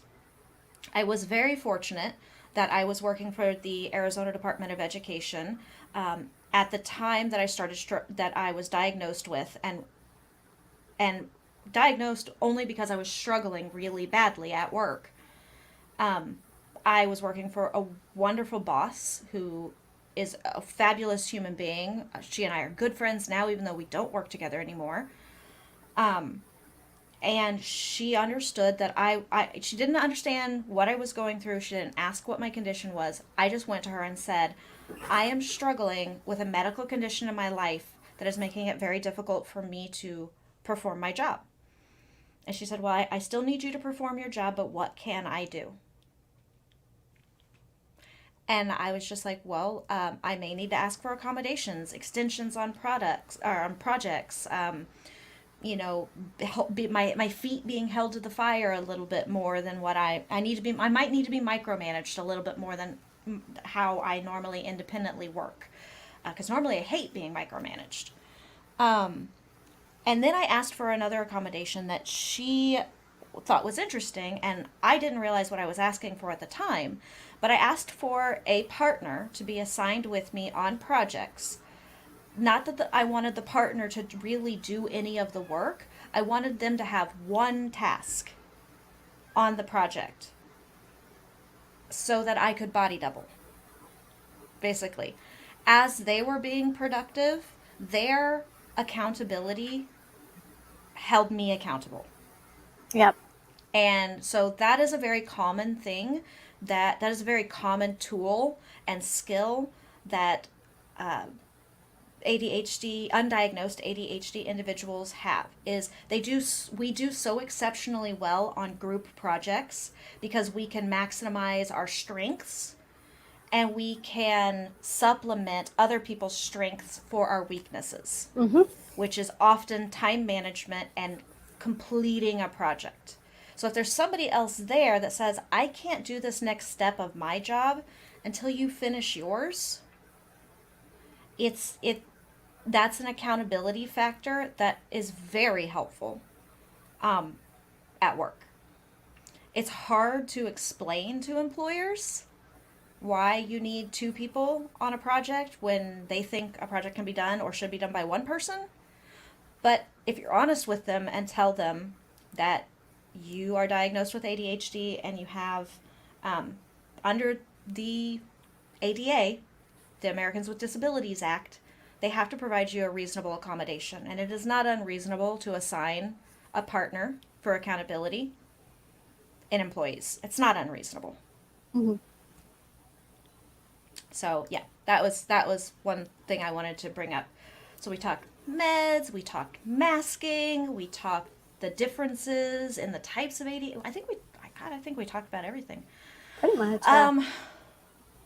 I do have a video on my channel about different tips and tricks that I use to help manage my ADHD and writing. I have a couple more that I'm going to come out with. I'm going to expand on some of the tips and tricks. I've been thinking about putting together a vlog of life with writing life with ADHD and kind of showing that some days what I have to go through in order to get myself to be a writer, kind of a thing. So if that's something that people would be interested in, I might do. It's just I'm not very good at vlogging because I'm not very good at finishing projects, and vlogging takes time. But that's something I might do. And Bex, if you have anything that you want to do coming up, that you want my input on or you want me to be part of, I'm happy. I freely talk about all the different ways I'm quote unquote broken so that other people don't have to talk about how they're broken and can just try fixing it or living with it. Yeah, I mean, So- definitely once I'm getting back into the swing of things come January. I will say that this month is ADHD Awareness Month, so this was very well timed. Yes.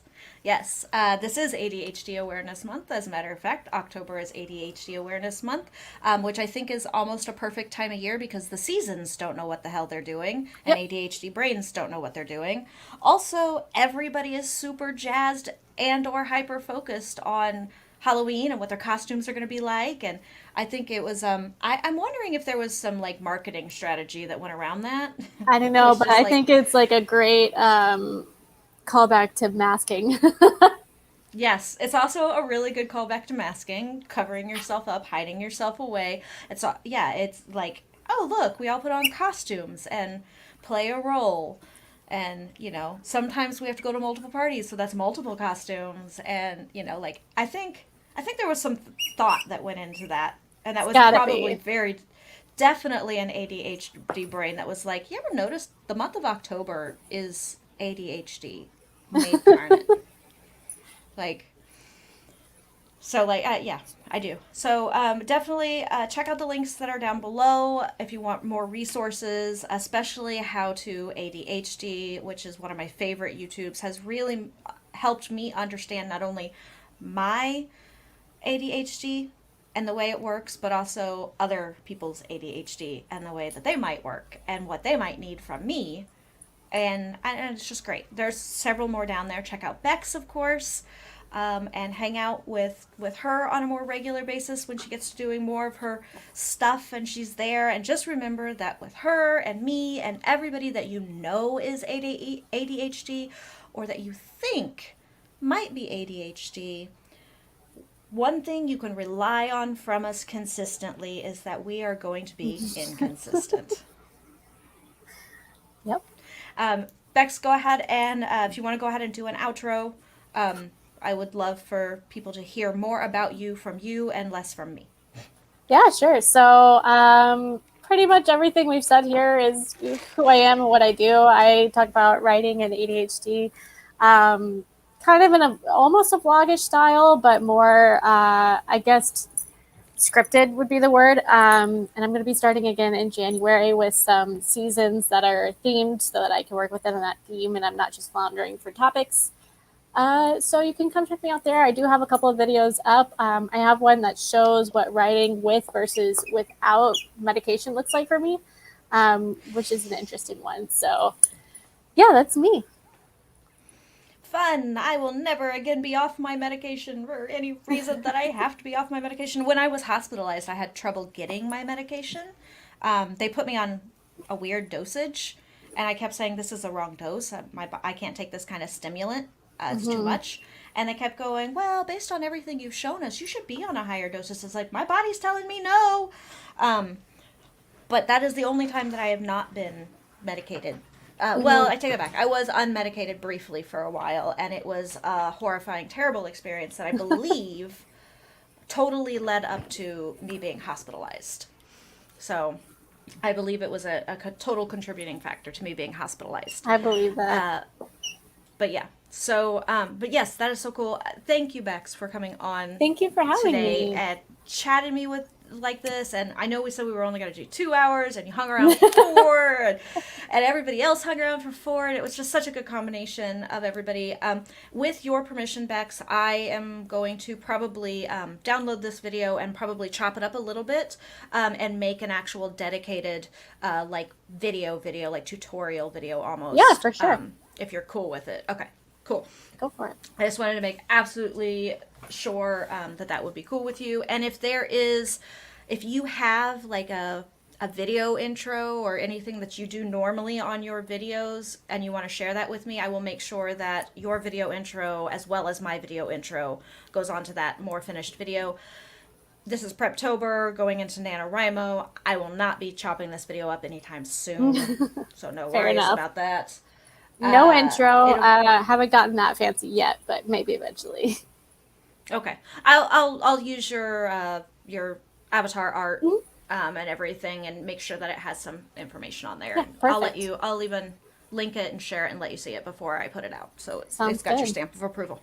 Cool, awesome. Well, y'all know me, but I'm gonna do my little outro anyway. I am BC. This is BC Brown Books, and if you don't know where you are, you might have ADHD because we've been here for 4 hours and you've not been paying attention. Of course, normally we get weird about words in the ways that writers can. We write them, we talk about writing them, but we also talk about very important things about why sometimes we can't write them, or why sometimes we write them really, really, really well. And ADHD for me and in my life made my writing career make so much more sense once I found out I had ADHD and why I do the things I do, even though I had no idea why I do them. So please, if you even think that you might have ADHD, take a Google test. Google it, take a test. If it lines up and says you might have it, talk to your doctor. Get a test. If they won't test you, get another doctor. Get tested at the very least. If you think you have it, because if you do have it and you get diagnosed with it and you can start seeing the symptoms that you do have and how they affect your life, then you can start figuring out ways to make them work for you instead of against you. That's my soapbox for today, everybody. Love y'all, my writing weirdos. You have a great day, and we will see you. And this is the end of the video. Bye. Bye, guys.